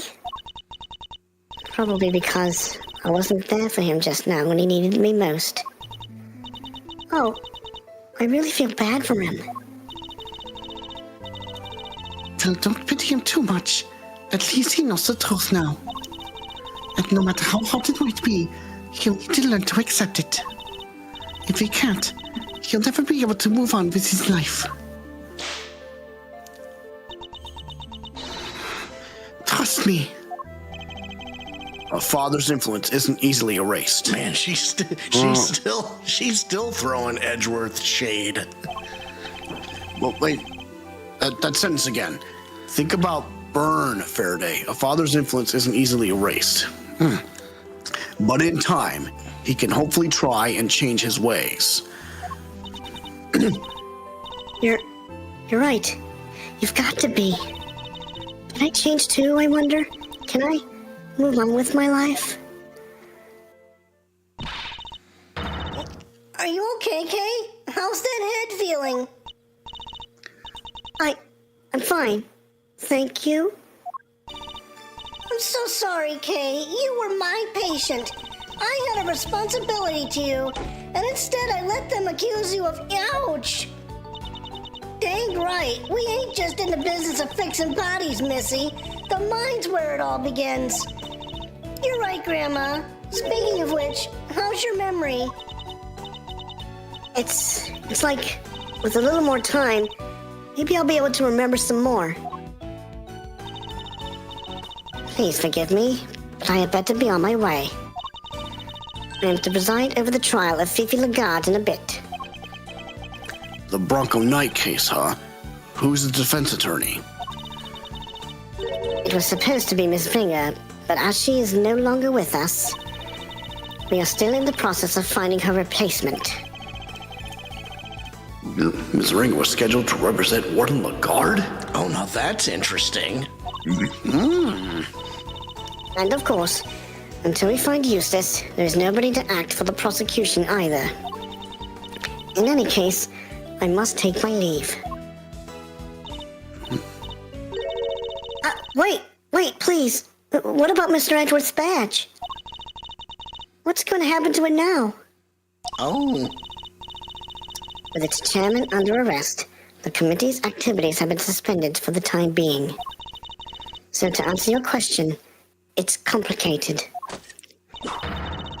It's all up to the goddess now. But... Don't worry about it, Kay.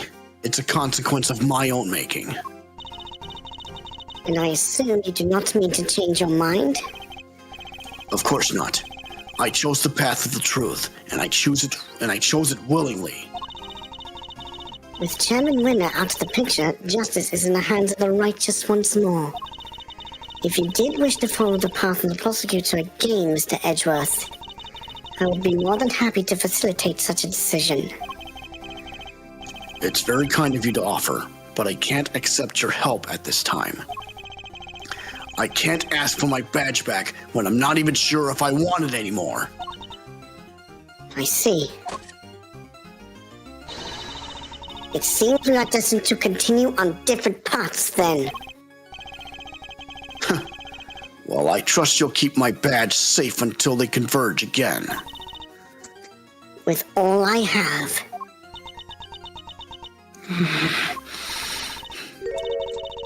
In the meantime, I have here a token of the goddess's mercy. You may return this notebook to its rightful owner. Oh, Kay's promise notebook. It seems it was due to be sold in the auction. And with the name K written on its cover, Chairman Winner made the connection immediately and knew who it belonged to. It was the same name as the one in the letters, after all. The letters he claimed to know nothing about. I suppose he insisted he didn't prepare them? Yes, he also had something else to say. Apparently, he thought that Miss Faraday was after her notebook and that Miss Ringer was after his life. And that their respective goals are what led them to cooperate and infiltrate the auction together.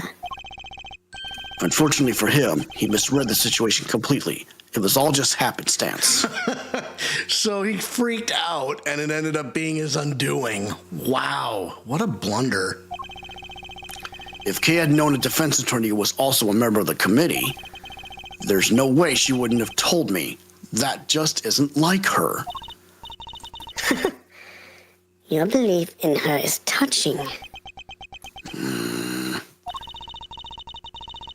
While the notebook did become part of Chairman Winner's cover-up scheme, it is also a treasured possession of Miss Faraday's, which is why I would like for her to have it back, as I'm sure would the goddess. Thank you. Can we see that notebook? No, it's not. It's not been added to the court record yet. Okay. Or the organizer. I pray that it helps her to recover her lost memories.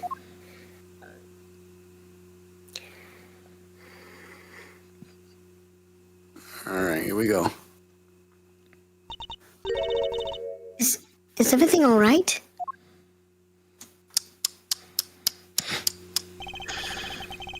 Judge Gavelle wanted me to return something important to you.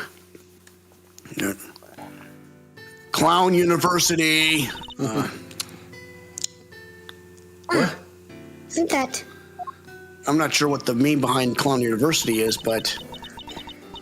Always greet people with a smile, even people you don't know. Never cry in front of strangers. Daddy, I wrote them all down, Daddy. Yeah, I'm gonna keep all my promises and be a real hero when I grow up, just like you. Oh, wait. I forgot to write one down. The most important promise of all. Promise number 5. Always try your hardest to learn about things you don't understand. I remembered it just how you said it, and now I'll never forget it.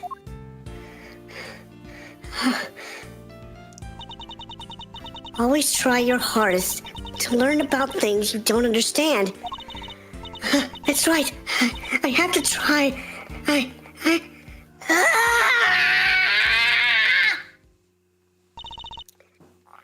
I'm Kay Faraday, the great thief who will do anything to get her hands on the truth. Second Yanagarasu and assistant to Mr. Edgeworth. Let's go! Let's go! She's back! Kay, is that really you? Can't say I'm not a little bit embarrassed, but...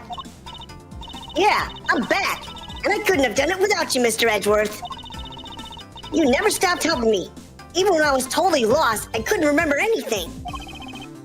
Thank goodness. You certainly seem to be back. Hey, so this is the real you, huh? Welcome back. It's so good to know you're better. I can sleep easy now.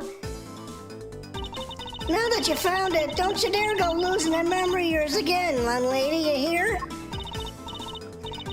Miss Needler, Dr. Hertz, thanks a lot for looking after me. And if you really are better, how about you get out of them dang hospital duds? Oh yeah, I washed all your clothes for you. Here. I thought they were with Detective Gumshoe. I will say they made Hayes' amnesia face unhinged. He handed them over to us after they came back from forensics. And did he happen to mention if forensics found anything of note? I didn't ask. Anyway, never mind that now. Put them on, Kay. I want to see. Wait, what about her bandages? Surely it's too soon to remove them? No, it's probably fine. She may have taken a big old bump to the head, but she wasn't really hurt otherwise. But then, why all the bandages in the first place? Yeah, why? Prevention is better than cure. A stitch in time saves 9. Those are just a few of my mottos. Both of which sound like painfully annoying practices for your patients. Okay, Kay, transformation time. Try it again.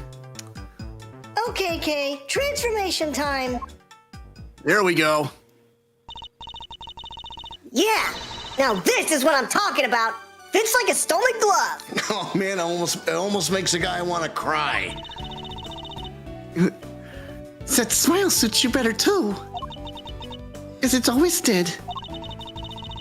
She's back! Back on the block! Yep. Thanks to you too, Ms. Von Karma. I'm so glad you showed up when you did. I simply came when Scuffy asked me to. I'm sure he'll be very happy to see that you're back to your old self too. Speaking of Gummy, where is he? Who knows? Perhaps several of his devotion ran dry when a certain someone threw away his badge. Oh my God. Detective Gumshoe. Anyway, I have to be going, and I'll be taking those 2 with me. Oh, Hertz. Wait, what's gonna happen to them? Acting as an accomplice in the murder and forging an autopsy report 18 years ago. Their crimes can't be allowed to go unpunished. All right. But the fact that Excelsior's Finner coerced them into cooperating will, of course, be taken into account. Don't you worry about us, Kay. As long as Grandma and me are together, we'll be all right. Take care, Kay Faraday, until we meet again.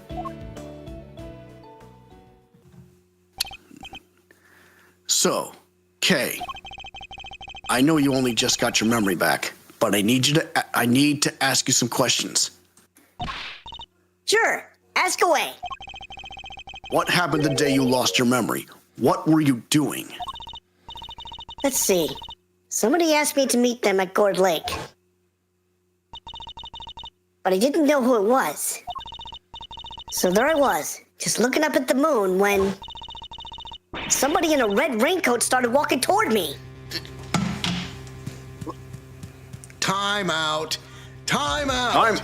You mean to tell me the guy in the red raincoat was at Gourd Lake? What? You don't mean to tell me this sordid story didn't start at the Bigg Building? What the heck is going on here? What the heck is going on here?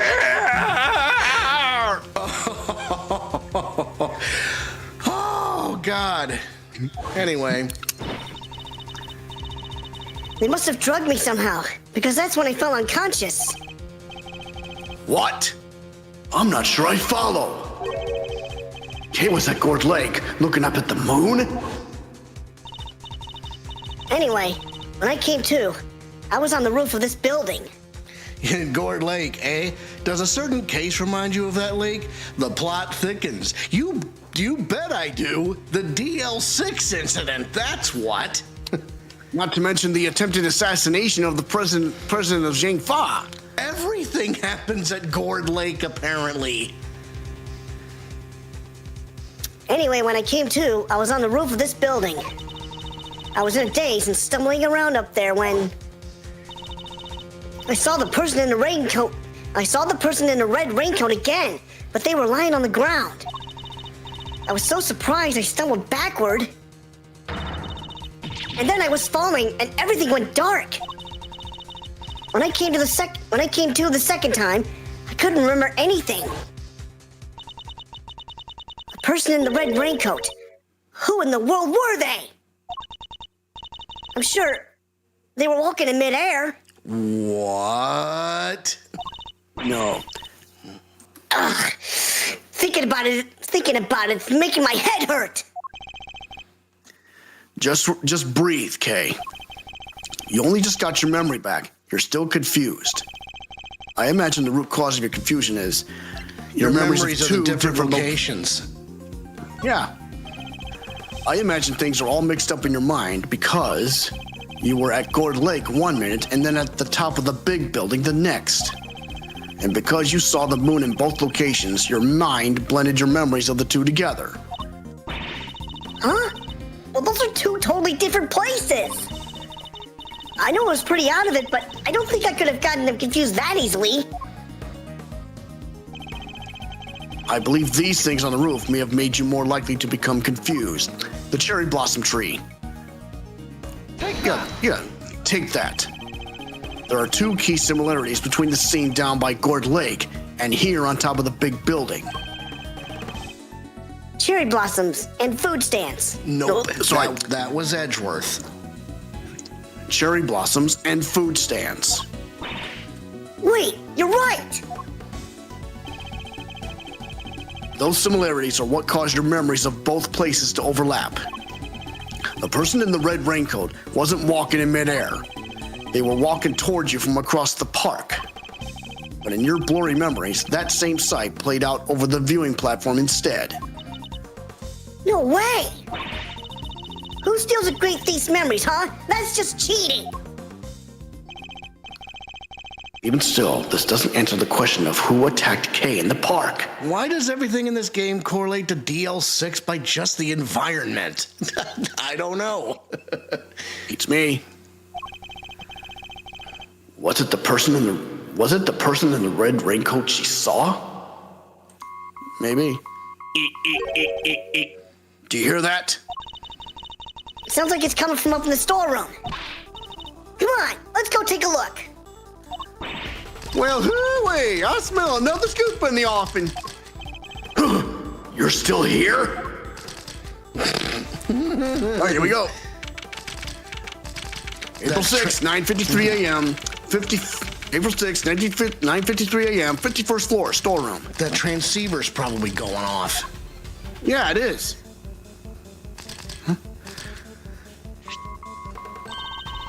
It's coming from this little gadget here, Mr. Edgeworth. This transceiver. I feel like I've seen it somewhere before. Oh no. Wait a minute. You don't mean to tell me we're gonna run into Shelly to kill her again? It's still going. But I'm no good with technology. Come on, you have to pick up. Fine, I'll do it. Hey, this is Edgeworth. Okay, if you could refrain from answering strange calls for me. Mr. Edgeworth, I presume? I know that voice. Shelly the Killer. Yep, you called it. What?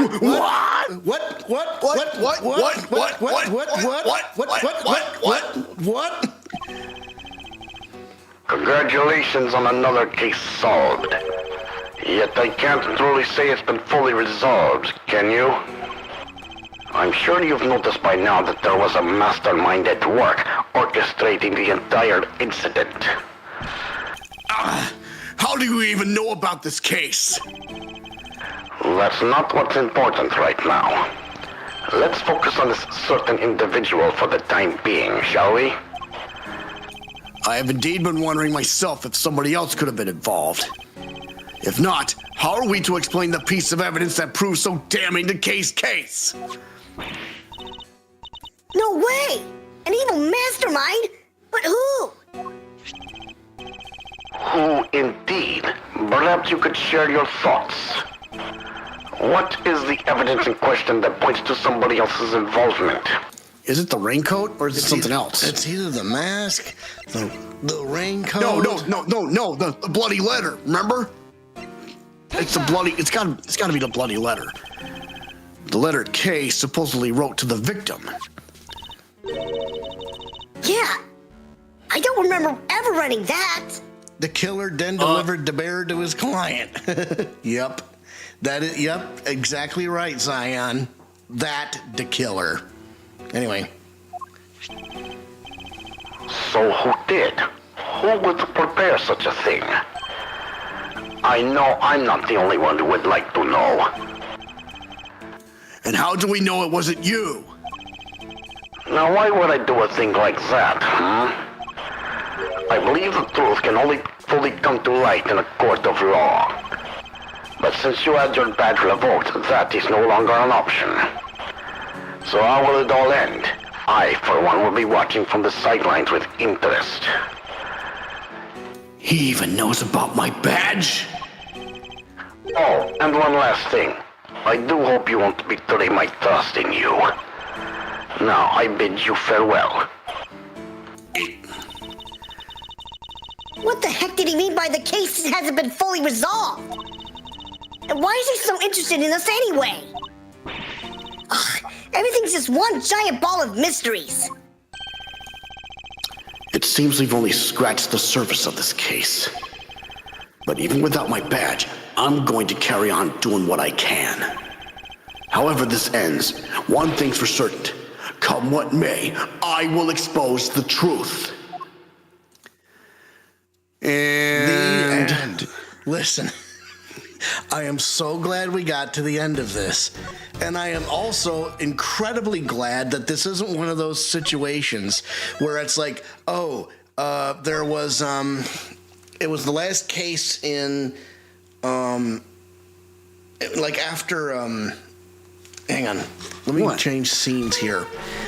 So remember the end of Spirit of Justice, how the penultimate episode ended up being the actual final episode, and the actual last episode was just a stupid add-on?